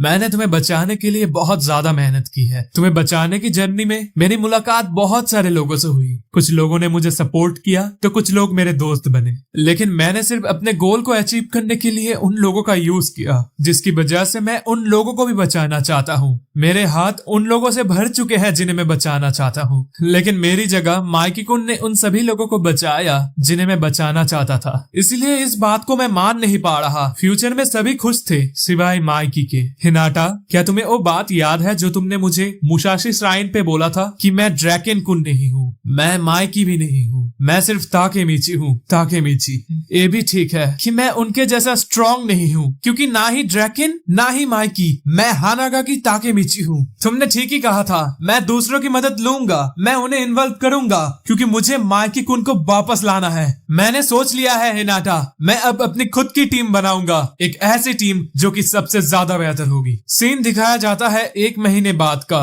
हम देखते हैं कि ताकेमिची पूरा ठीक हो चुका है और वो अपनी खुद की टीम बनाने के लिए निकलता है, लेकिन आखिरकार वो किससे मिलने जा रहा था, इसका जवाब तो मिलेगा नेक्स्ट वीडियो में। और मुझे कब Q&A वीडियो लाना चाहिए ये तुम लोग ही मुझे कमेंट्स में बता दो। तो मिलते हैं अगले वीडियो में।